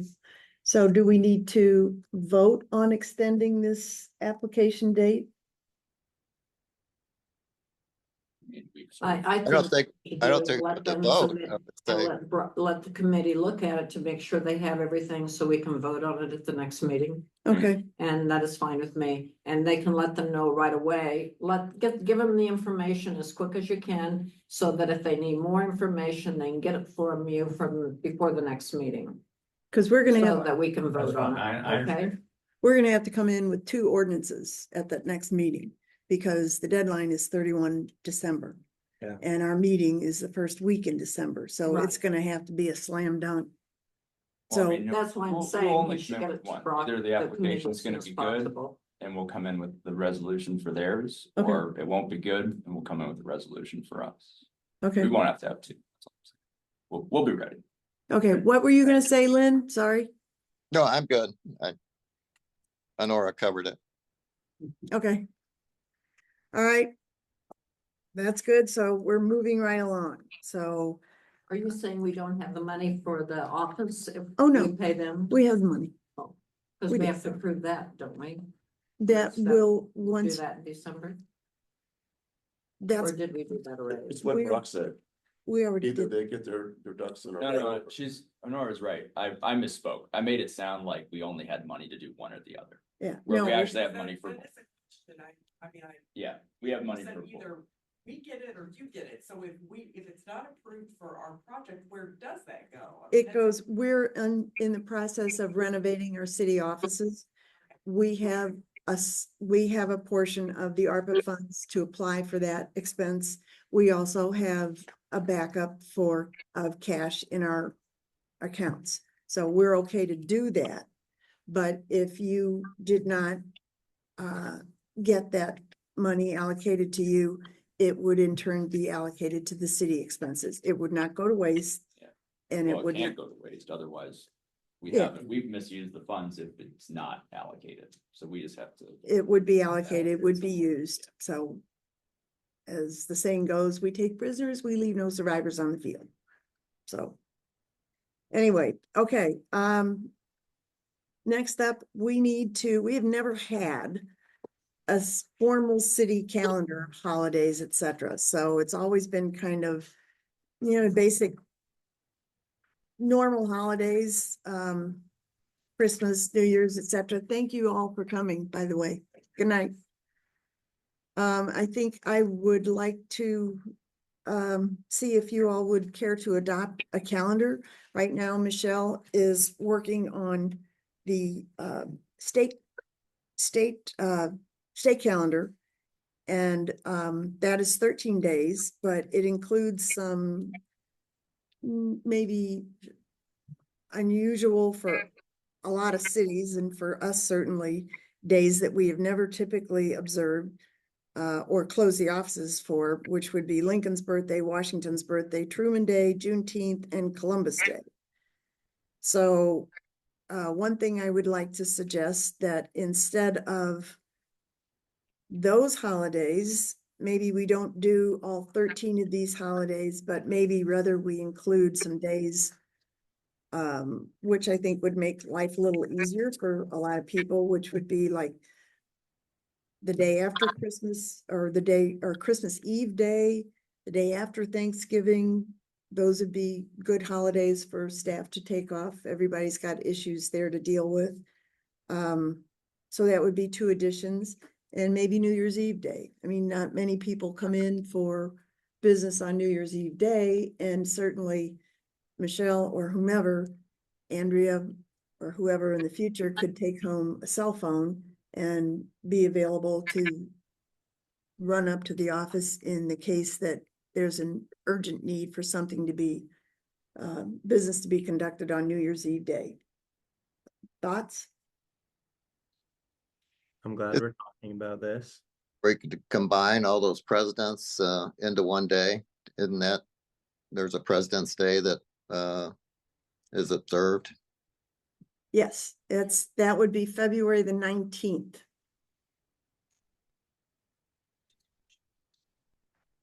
Has anyone proposed the thought of a set of standard holidays, which may be a little bit shorter list, and then flex holidays that any individual employee can choose based on their family preferences and religion?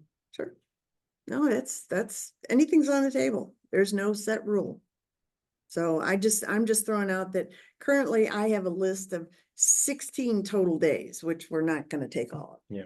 But that includes the 13 days of the state holidays, which we don't observe all of. And then the 11 holidays listed at the top of the list are probably more typical. The only thing that I would add here would be New Year's Eve day and the day after Thanksgiving. Oh, that is on there. I'm sorry. So anyway, that's throwing it out there for suggestions. So anybody got any extra thoughts? New Year's Eve day and Christmas Eve day might fall on a weekend. Well, So it won't be closed anyway. So I guess the employee then could take their day whenever they wanted. Yeah, like a Friday before or Monday after, however it works. Or whatever Or they. float it to May It would- 1st, whatever they so Whatever they- choose. Yeah. Well, that's gonna be in your employee manual that you're gonna write, so Oh, you bet. you got that covered. That's correct. Oh, yeah. Was Juneteenth highlighted for some specific, were we not Juneteenth. wanting to include Juneteenth? Juneteenth is a state designated holiday.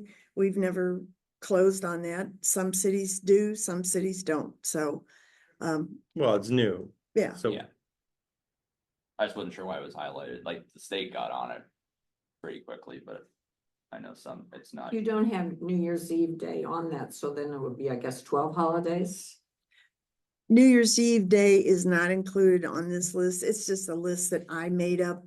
I included Missouri state holidays and then added, I added New Year's Eve day.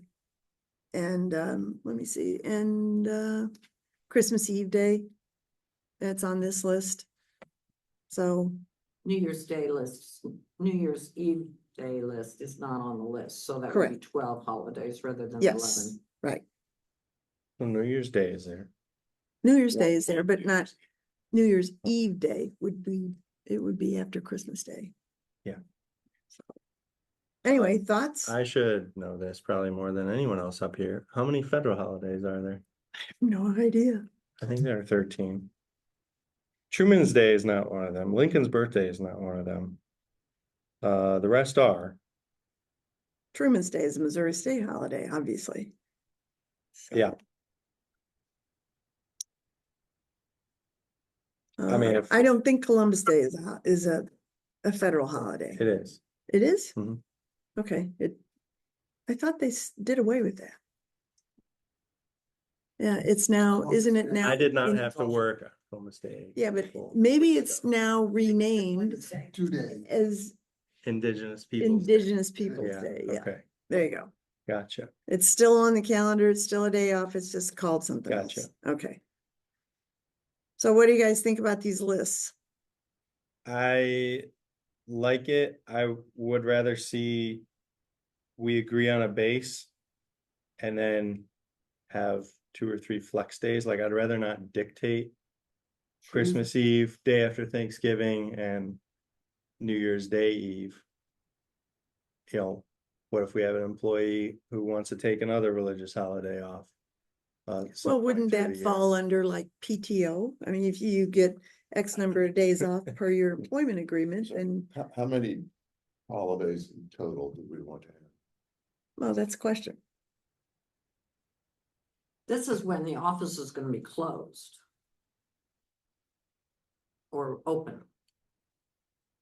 So that's. I thought we were relating it to paying employees. Well, we have to pay employees too, but I'm saying. These are when the doors would be closed The and doors will locked, be right? I closed. gotcha. So do we I want the gotcha. doors closed on what days? And then my point about to Honora's point, the issue with Michelle and I talking about this, New Year's Eve day is sort of an optional day. It's nice to have day off, especially if you're going out or having a party. It's been Christmas, it's the holidays. But somebody may have something they need to do. They could, whoever is working has a cell phone and they could be reached and be accessible if they needed. But, so anything's on the table. I like the idea of the flex holiday and, look at, rather than the others. And I I agree think with maybe that. when we look at the policy manual, those are the people that maybe can look at that also as to what the holidays should be, that the office should really be closed or not. Okay. Yeah, and the flex, flex. like I want to take a step back. The flex idea is for the employees, not to close the office on a whim. That's a bad idea. Right. Right. Right. That's, I was Yeah. not trying to conflate the two and I didn't understand. So that's per individual employee, not if we're talking about setting days to close the office, that list should be shorter and shouldn't be dependent on one individual taking their flex holiday. Okay, so which days in this list up here would you want to eliminate? The 2 non-standard ones, day after Thanksgiving and Christmas Eve.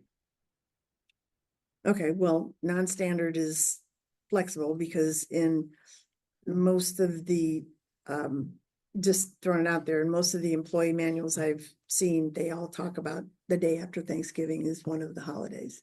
Okay. Chris, That's very standard yeah, in municipalities. yeah, and Christmas Eve is also something that's pretty standard. I know when I worked, we always had Christmas Eve day off as well as Christmas Day. Michelle, can I ask you, do many people call in your experience the day on Christmas or New Year's Eve? Do many people need something? One time Christmas Eve, New Year's Eve, I meant. oh, New Year's Eve, no. Okay. And So one it's not- time on Christmas Eve, I did have someone call. They were going out of town and they wanted me to ask the trash man to come pick the trash up at the back of their house. And I did it. I rolled over the phone and I took care of them. Hero that you are. Yes. Thank you. What would you rather have? You rather have the extra, the 2 days next to each other or more spread out? Personally, I'd rather have the 2 days together. Yeah. And because that's what most cities do. I think to your point, Andrew, I like the idea, but I think it's better, to Michelle's point, that we're firm about identifying what days the city. I is thought we were closed. talking about individual employees. No, no, Like, forget what I said about flex days. okay. We I- can, that, If this is standard, extra couple days that line up with all the rest of the local municipalities, let's do it. I do think you gotta throw Juneteenth in there, call it a day, that's a federal holiday. And then those are our office days. okay. So you want 13 holidays, okay, but this is 11 holidays at the top list. It does not include the 13 down at the bottom, which includes Lincoln's, Washington, Truman, Juneteenth, and Columbus Day. So do we, According to Andrew, that we take those 11 days at the top and New Year's Eve day okay, And Juneteenth, and Juneteenth. make it. I didn't say 13. New Year's Day. I didn't say New Year's Day Eve. Oh, I, Oh, you're right, you I said was told New Juneteenth, Year's. you're right, you're right. Yeah, so 13. What is Not to be- 13? I thought it's just 12. Well, we had 11. Your math is correct for what I said. They're adding on I'm New at Year's Eve day. No, New Year's Eve day makes it 12. 13, It makes it, 11 Well, plus yeah, Juneteenth plus New Year's. Juneteenth. Oh, you're doing Juneteenth also? well, Andrew suggested it because it is a federal holiday. Okay. so is So, Columbus. but there are a number of cities around locally that do not close their offices on that day. Is Yeah. that because they've consciously decided not to do it, Michelle, or they haven't got to it yet? They've discussed it and actually turned it down, voted it down, but it comes up, you know, a lot.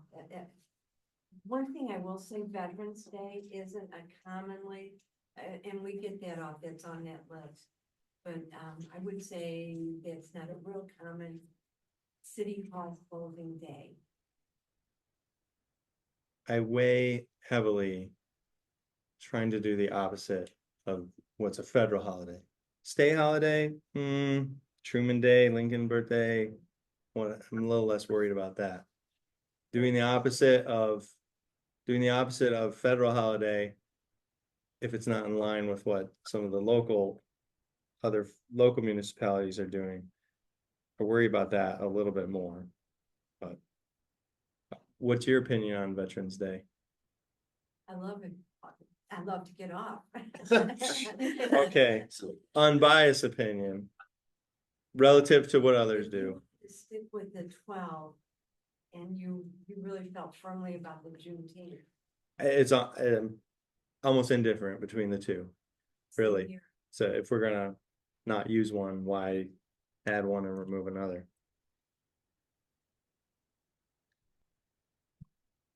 So right now we've got 13 holidays on the table and we are or are not including Juneteenth or Veterans Day. Did that, Just keep Veterans Day. I mean, sorry, that's my holiday. I think it was Columbus Day was the question, wasn't it? Yeah. Well, that's I thought it was not just on our 11 list. plus New Year's Eve day plus Juneteenth, that makes 13. That's what I thought the 13th was. Yeah, I agree Another with- option would be a half day on New Year's Eve day. Don't, Yeah, it's not it's- worth, nah, to me, I don't see that many people coming in to do business on New Year's Eve day, but She says no, okay. Yeah. that's what I go by. The customer facing aspect of the job is part of it too. Is there business at all being conducted on these given days, right? So if someone doesn't come, great, you can lock the door and slip away. That doesn't mean we don't want someone to answer the phone or be there working. well, our point earlier though is the phone would always be available. Okay. So the office though would be closed. But available for urgent use or emergency, whatever. So, Sorry, you said they would always answer the phone even if the office was closed? no, on like maybe New Year's Eve day, you know, Well, if it's on our holiday That's it. schedule, It's either city a office Okay. closed. It's either a holiday or it's not. Yeah, Alright. either you're Back on and holiday, forth on yeah. it. Yeah. It's either Maybe one the or the policy other. people should look at that also. Yeah, next thing you know, Michelle's got no holidays because I'm she has fine to with have a being phone with clear. her. Yeah, I think that's, yeah, either give it all. half off. okay, so. Brock, you and Lynn and I will consider this list and make a recommendation. Lynn, are you good with that? Yes, I am. Okay. Okay, Greg had requested the operation of the banking committee to be discussed. I'm not sure what that is, so Greg, you wanna fill us So- in? the banking committee, or banking investment committee, is its proper name, was formed back in early 2022, because I was objecting to the fact that we had all this money in a checking account that wasn't earning any interest. Committee at that time was myself, the mayor, Julie Banner, and Linda Jett. as the mayor and Julie retired, committee became Lindman, Jet, and me. That seemed to be sufficient because what I was really needing to do was to make sure that when our obligations needed to be paid, that we had the cash on hand, not tied up in a CD. So Lynn and I talk quite frequently, a couple times a month. Lynn's got a carefully curated spreadsheet he keeps me updated on. And I also check with Michelle, anything unusual coming up, like an unusually large snow removal invoice or something, I take care of that.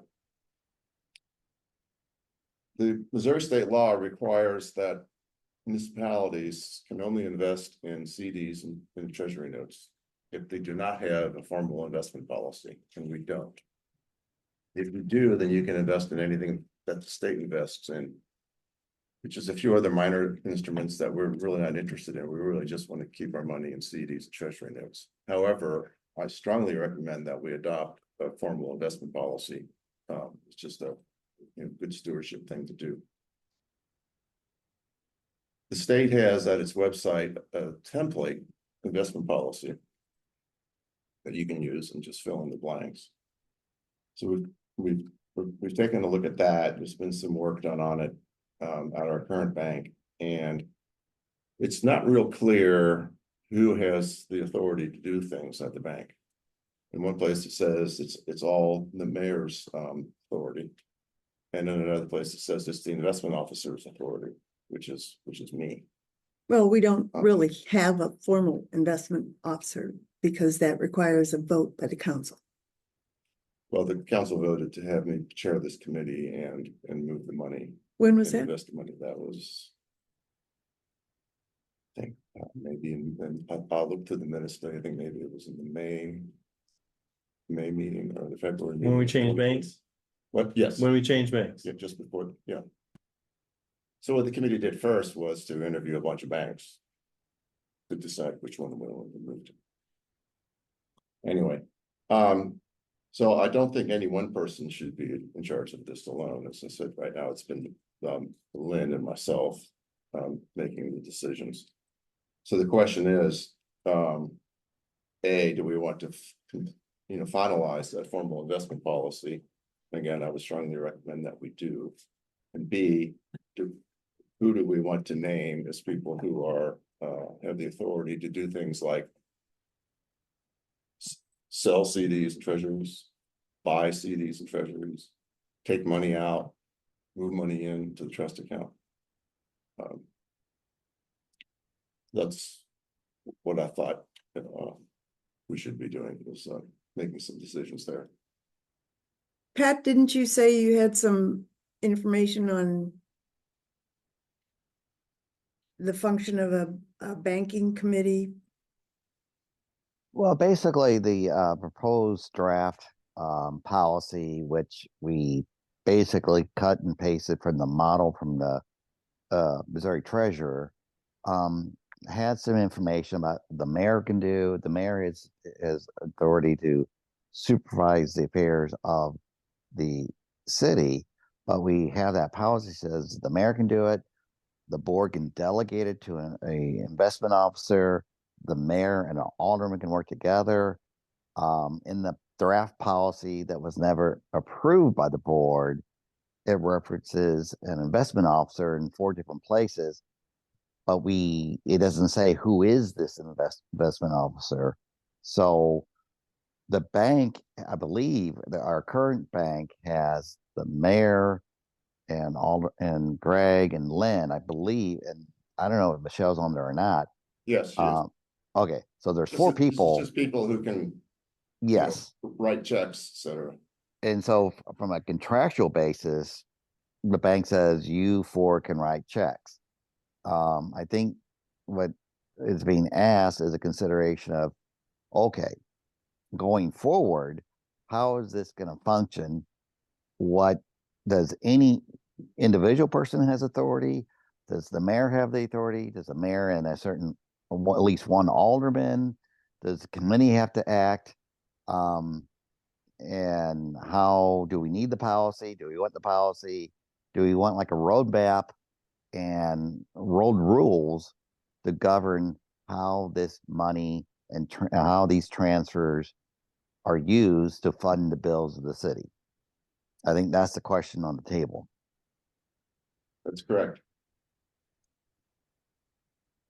I mean, because I know the mayor can walk into the bank tomorrow and transfer funds to pay the trash bill. I believe, Greg could walk into the bank tomorrow and transfer money to pay the trash bill. I think maybe Michelle could walk into the bank and pay the police bill. So that's important to pay the bills, but as far as control over how I guess the question is how much control and who do you want authorized to be doing this going forward? Well, one thing, talking to various cities, their advice has been pretty consistently that actually none of us as elected officials should be solely able or responsible for transferring money because it's the whole check and balance. You got to have a check because you don't want anyone buying a vacation home offshore with city money through one transaction. Check and balance.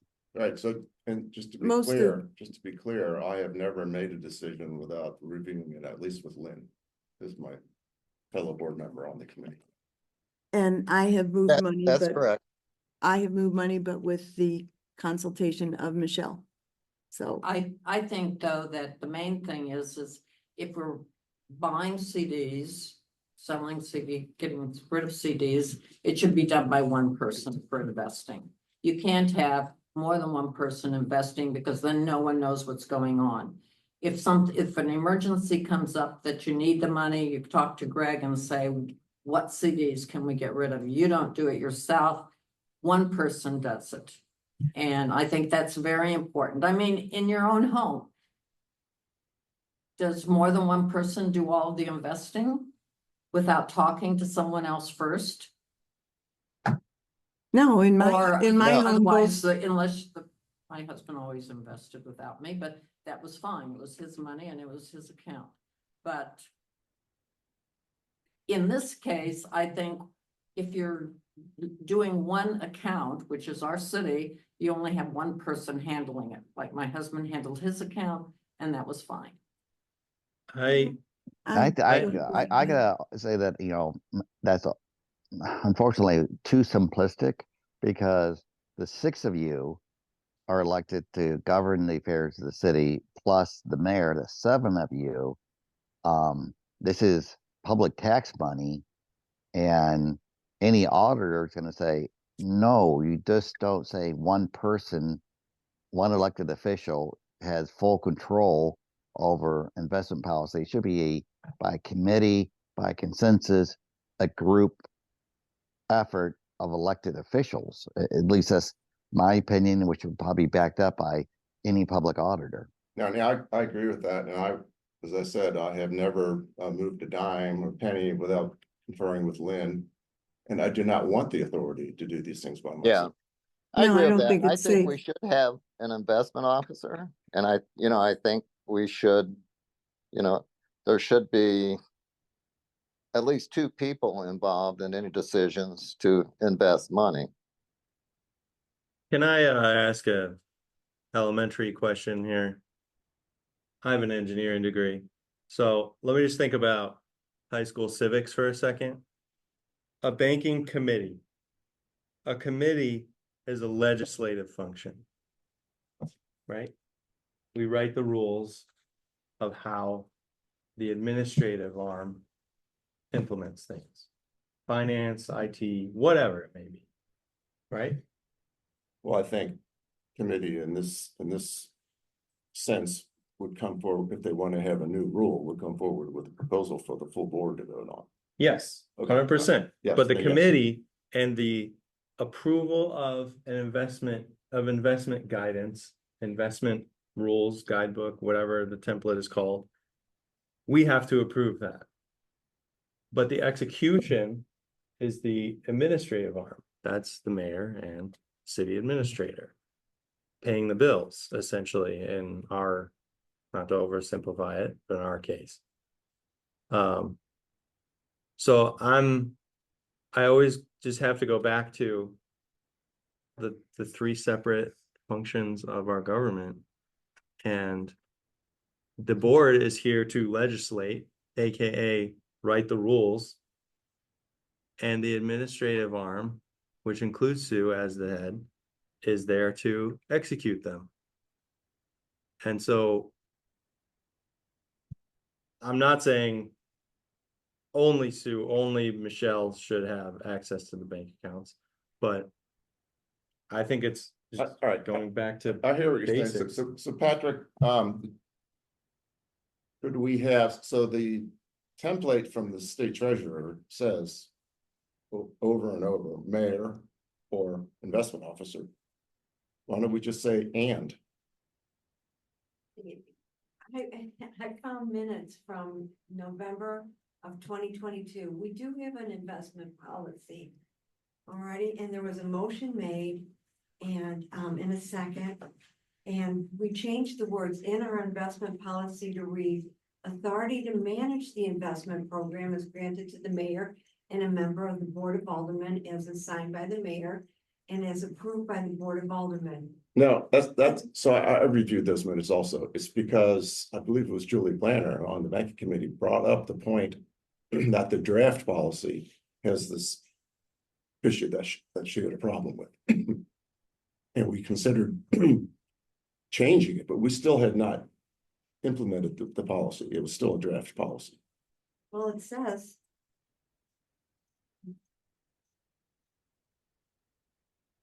So the investment officer Motion was was supposed to made, be from the Board of Aldermen. By Alderperson Glanner with a vote of all ayes, and the two paragraphs will read. That was the change language in the draft. That wasn't to approve. We don't have an approved investment policy. I'm sorry, we don't. We do not have a formal investment policy.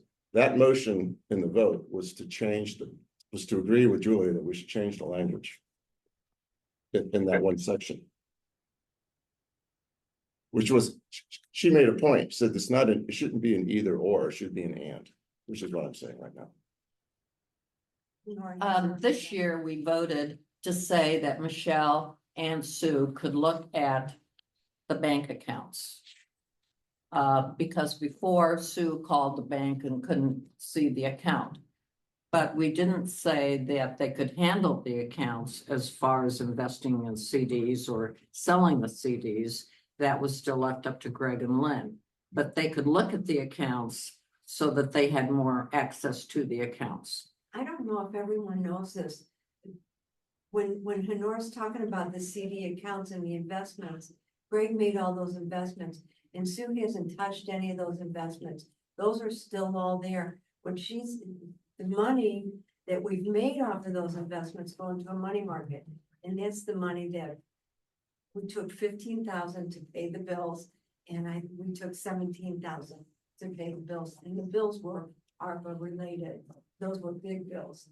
And the reason that occurred was because the ARPA funds were commingled with our general account, and it's that account from which we pay all our bills.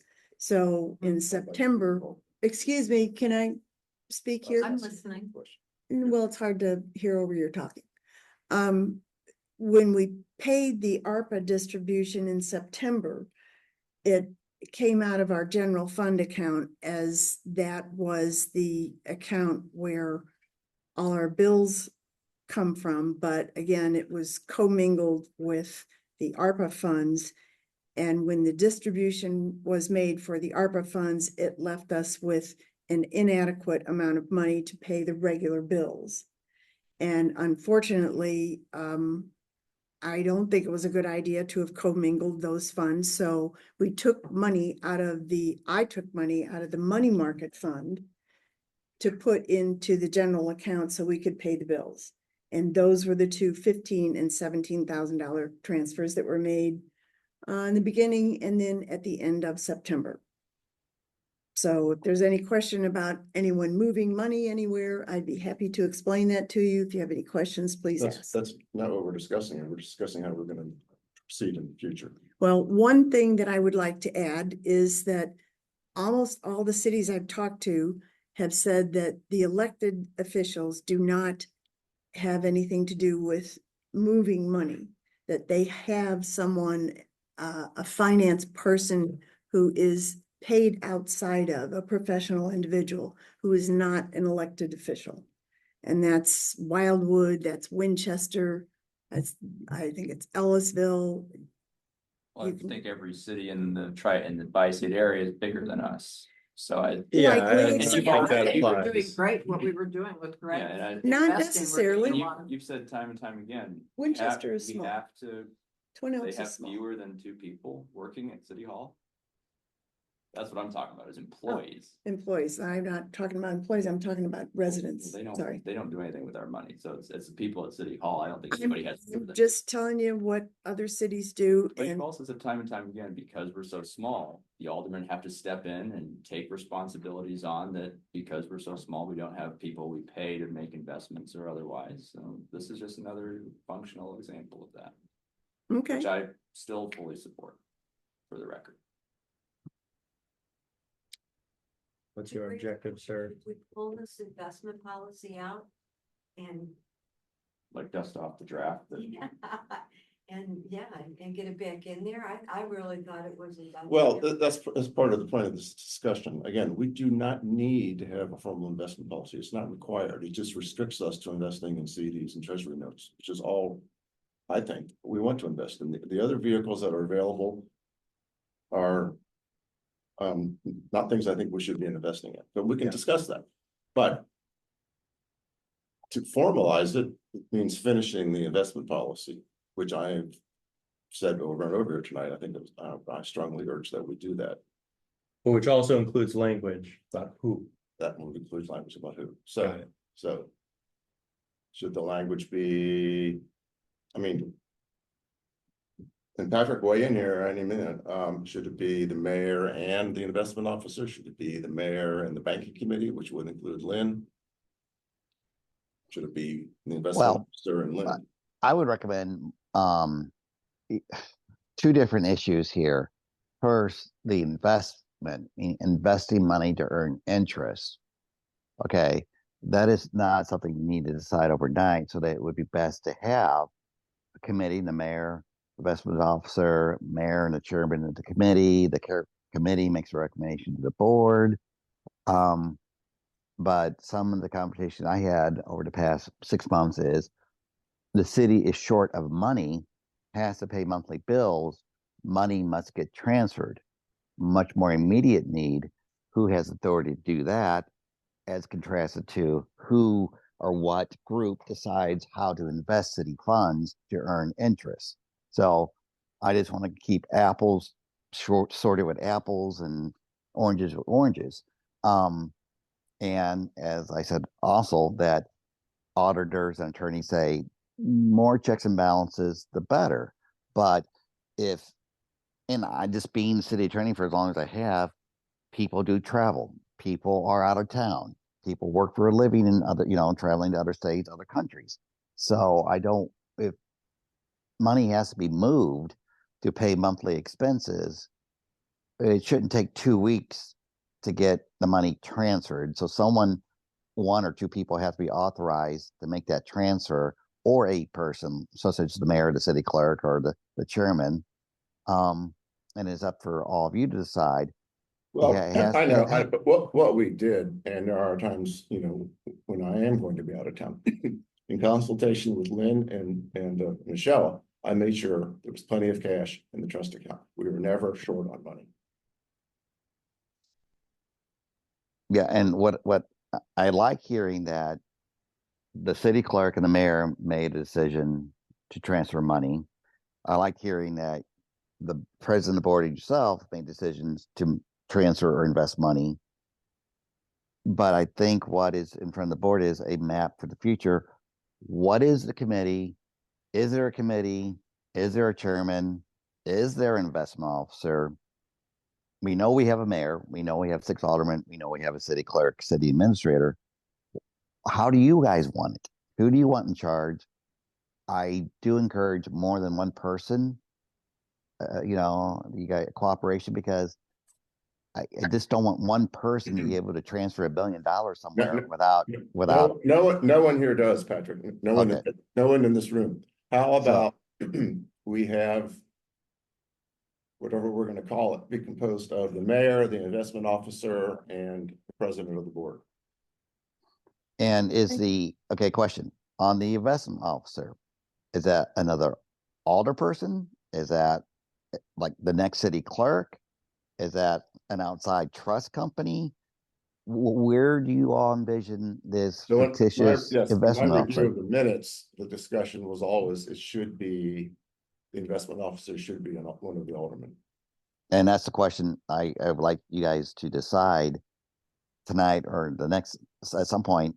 Keep it in-house, the mayor, the president of the board. Hire an investment officer. No.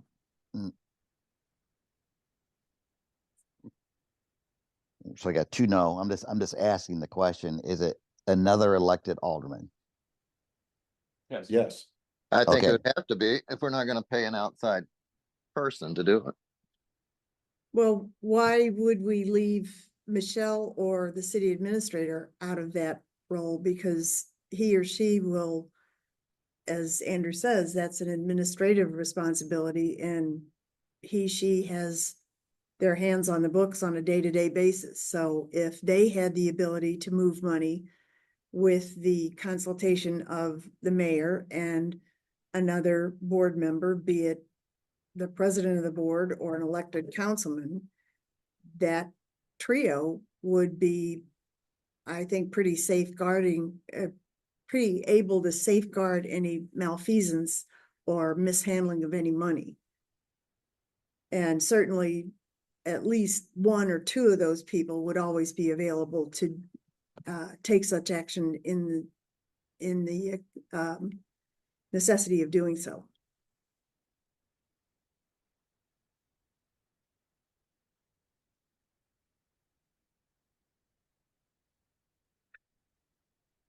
I'd like to see the policy draft that we had. It predates me being on the board, so I don't know. It does. Andrew, have you ever seen it?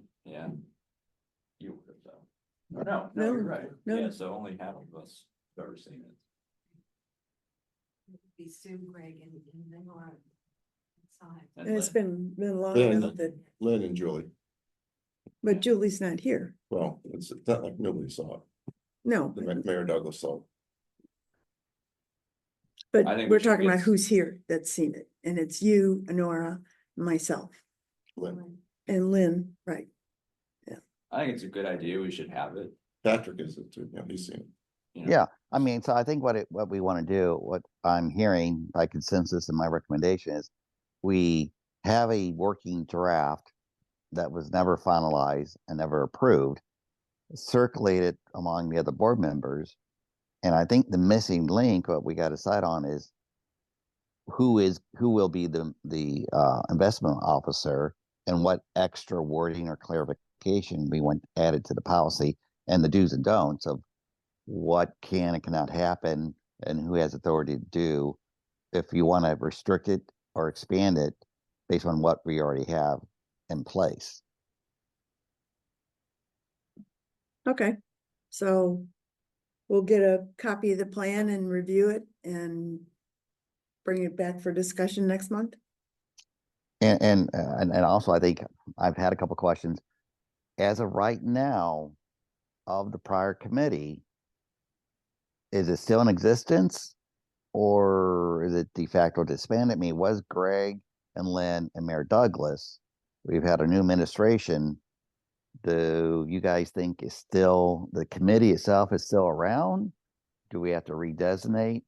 Well, we've been functioning as such. So again, that's the de facto part of it, where it never went away. Right. But every time a decision had to be made. But I'm hearing certain aldermen saying, "Well, we never saw, we weren't here, we don't know too much about this." So I just want a little clarification of, does everyone understand? Everyone in the room understand? You're still sort of around, even though it really has not been officially ratified since the new administration came into place after the election a couple of years ago. Well, it was the board that created this committee. Correct. And the board has changed. Right, but, I think the board. Greg, Well, I'm the just asking president for, of the board was added, yeah, and then Greg was the one alderman was added, plus Julie, and yeah, then the I'm mayor. just trying to get clarification and bring everyone up to speed, and more importantly, make sure everyone, the aldermen, all of you are on the same page of that there is a committee that you want to keep in place right now and modify based on once we get the policy modified. I mean, if we can do so without a resolution, I would be fine just keeping things as it is. Yeah, I just want the room to be a consensus of like, okay, this is what was done. This is how the city's been functioning. We're going to make some changes, but just so everyone's briefed as to what we're doing and who's on the committee. Right now, I think it's only Greg and Lynn. So just reading the room, I would say all the aldermen are in favor of that. Okay, So, and then we'll Patrick, circle. Yes. Patrick, are you, then let me clarify. Since Mayor Douglas is no longer mayor, then that position on the committee is vacant, or do I take that role since I am the mayor? Well, the prior committee had Mayor Douglas and 2 aldermen. You're now the current mayor, but you've never necessarily been added to, a vote was never taken to add you to the committee. There was never a vote taken to continue the committee. That's Well, part of the clarifications I'm trying to work through with everyone informally to say, who are the committee members? well, but that's part of my question. Was the mayor identified as a specific person? Or Mayor Douglas, from my recollection, I have not reviewed the minutes, but it was just referred to as Mayor Douglas in the meeting. But I don't know if there was a resolution or the minutes reflected that. Greg may have a better memory on that than I do. You mean if it just says mayor, you're good. Yeah. My question is the role the mayor as Scott Douglas, or is the role the mayor as whoever is currently functioning as that So office? I think the problem here is, again, without the formal investment policy, we don't have that language. We did what we did back when the committee was formed. It was 4 names. 2 of them were gone, but I think the investment policy will say the mayor without a name. Whoever the mayor is will be on the investment committee. Yeah, Yeah, I concur with that. The committee pre-existed any draft policy. The board, through that, the Board of Aldermen made the committee. Sometime later, we started discussing we need a policy. The draft went out, but definitely the policy refers to the office of the mayor. And it always did. And we actually, we started discussing immediately because I was advocating for it. It just never got finished. so at this point, we'll get copies of the policy as it currently exists. Well, let's finish it into a final draft. Because there's a bunch of gaps in it right now. Well, yeah, but half the people here don't know anything about it. We'll get it. So that's my point. I would like We'll get a to, draft in hand. I would like to share what exists with them, and they can have input from an informed perspective. All right. So, I think if he can draft one, it'll be quicker. I mean, we can look at what it is currently, but if we have a new draft one, we might as well look at it. sure, look at both of them. So that'll give you guys a place to start from, and you all have already been down that road.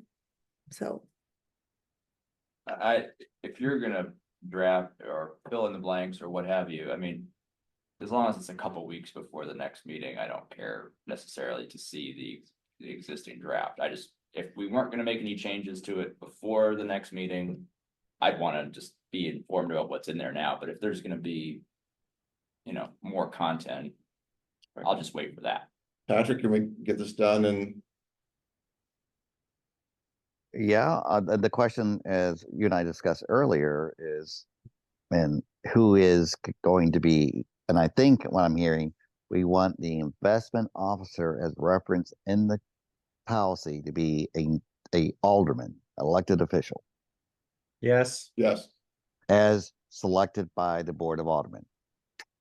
yes, yes, Yes. Okay. We just need to add that definition, and that would clear up some loopholes. right. That's what we've And- got right now, some loopholes. All right, And then we can circulate and everyone can offer additional comment. and that'll be a draft, and everybody can have at it. But, yeah, I'll be in contact with you then. Okay, we good? Okay, sounds good. Thank you, All everybody.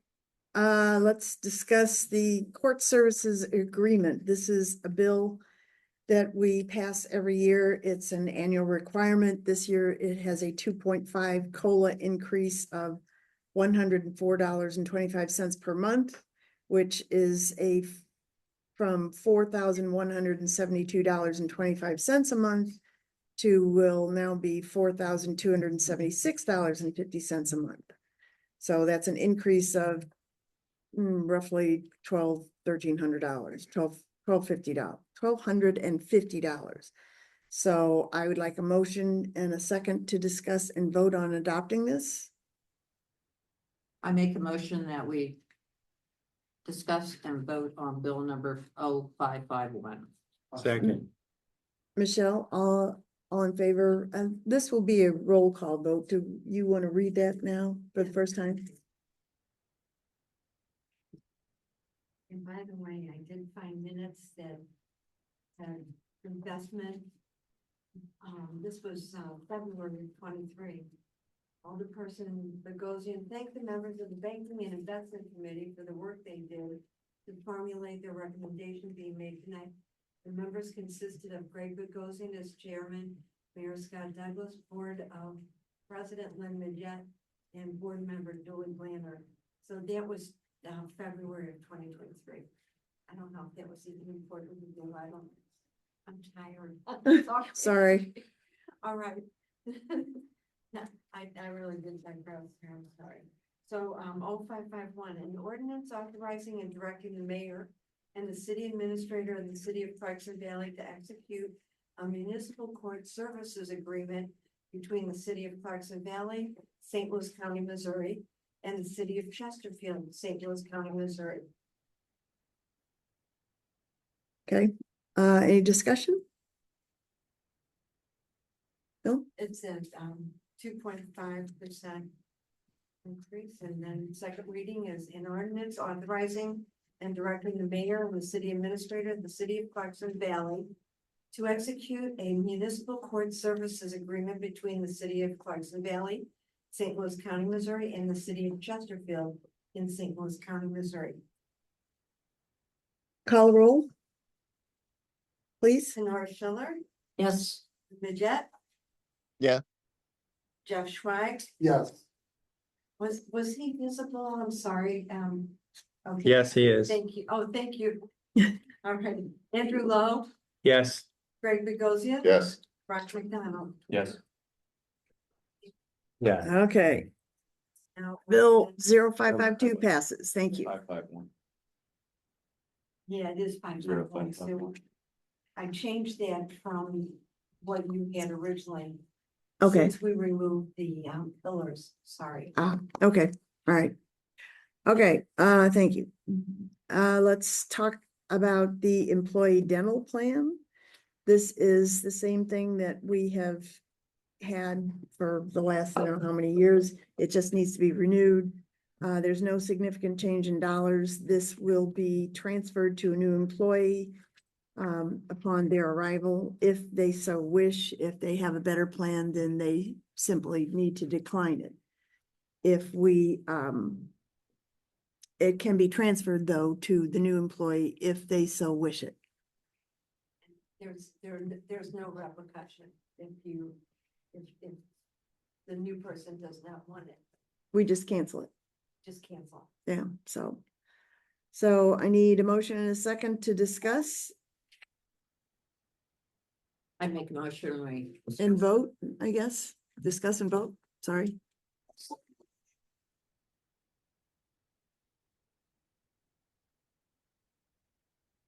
Any discussion? Want to go to a vote? Voice vote? This is a voice vote, yes. So Aye. all in favor, say aye. Aye. Motion passes. Great. Or the employee dental plan classes. Okay. This is brief. This refers to what I mentioned earlier about the cybersecurity. There is a gentleman by the name of Robert Graham who is a CISSP, cybersecurity. I forget the rest of it. He is with the Department of Homeland Security.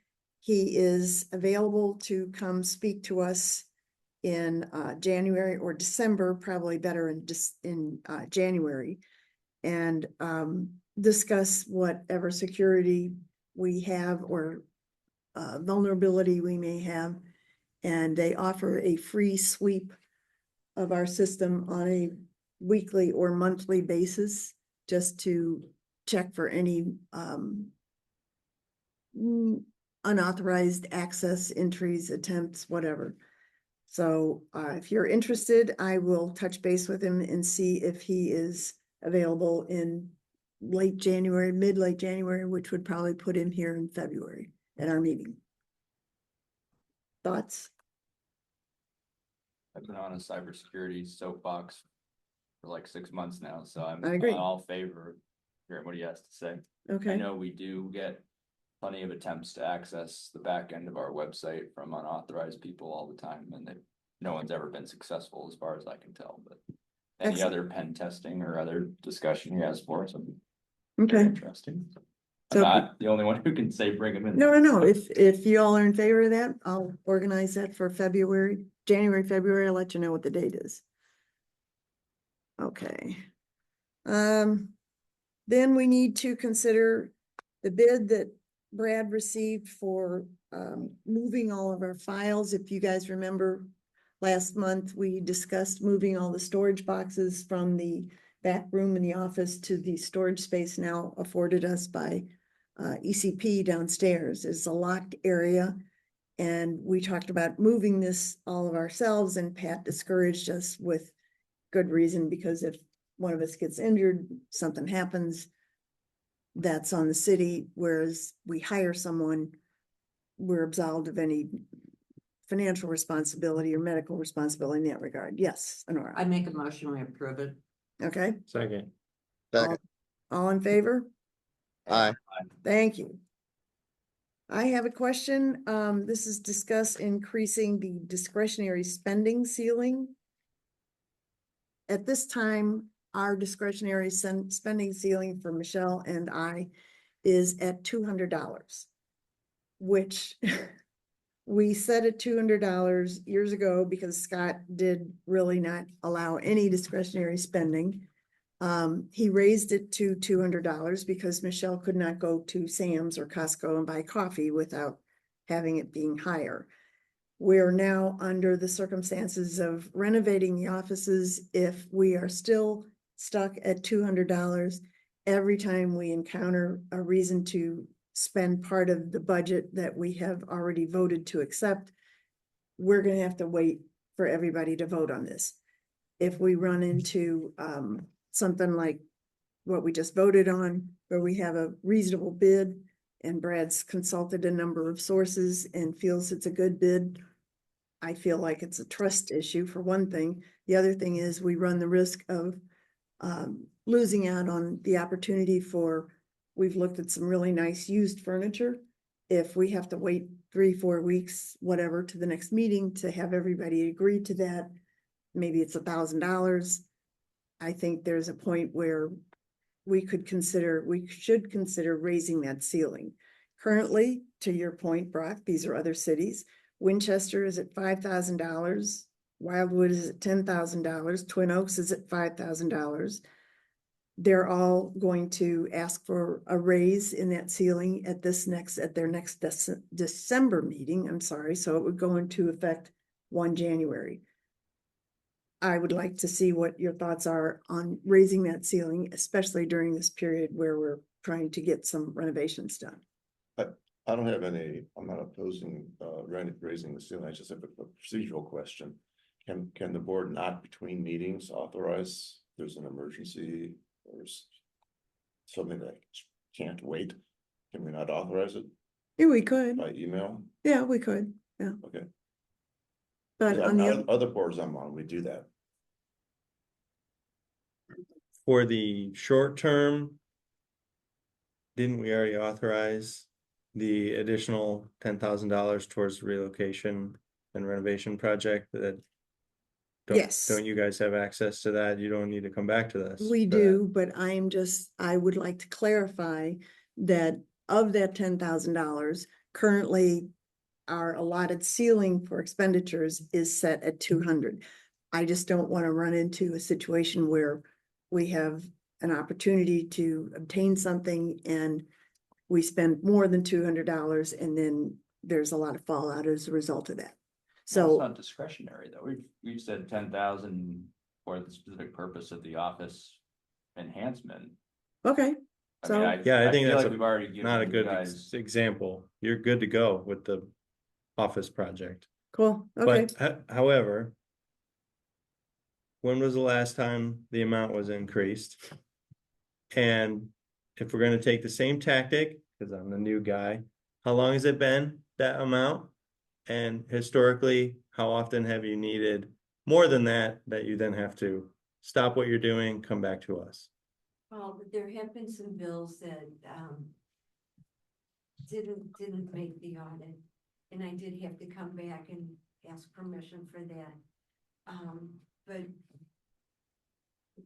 And to answer your question about the time, that came with Julie Blanner. And it was probably around 22 or 23. And it was really discussed, and Scott Douglas was going for 100, and Julie said, no, I think we ought to at least raise it to 200. Right. I mean, okay, so that's pretty recent, Right. but that is still like, Pretty- that's nothing. You can't get much done with $200. Yeah, so. and I honestly think we should consider upping it again. But I don't have a recommendation. Well, like I said, these cities are several $1,000s. I would suggest that we do something less, but certainly maybe a couple $1,000 so that if the occasion arises that it's necessary, then we have the opportunity and discretionary ability to do that. So I would like to see what your thoughts are on that. I don't know what they're spending the money on. That I thought it was for office supplies, wasn't it? The discretionary fund. Right.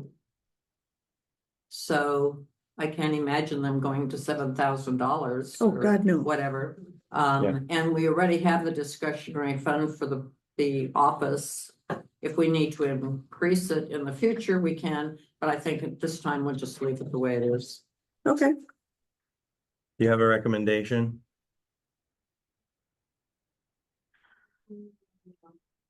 At least 1,000. And that's not really for me so much. It's just the running of the city. But Functionality. I think an example of what would you use that 1,000 for? well, this was one of them, but we really didn't know that you all had approved that. But Sue just wanted to be conscientious and put that forward to you, just to make sure that you were okay with moving. But Andrea, can you think of anything?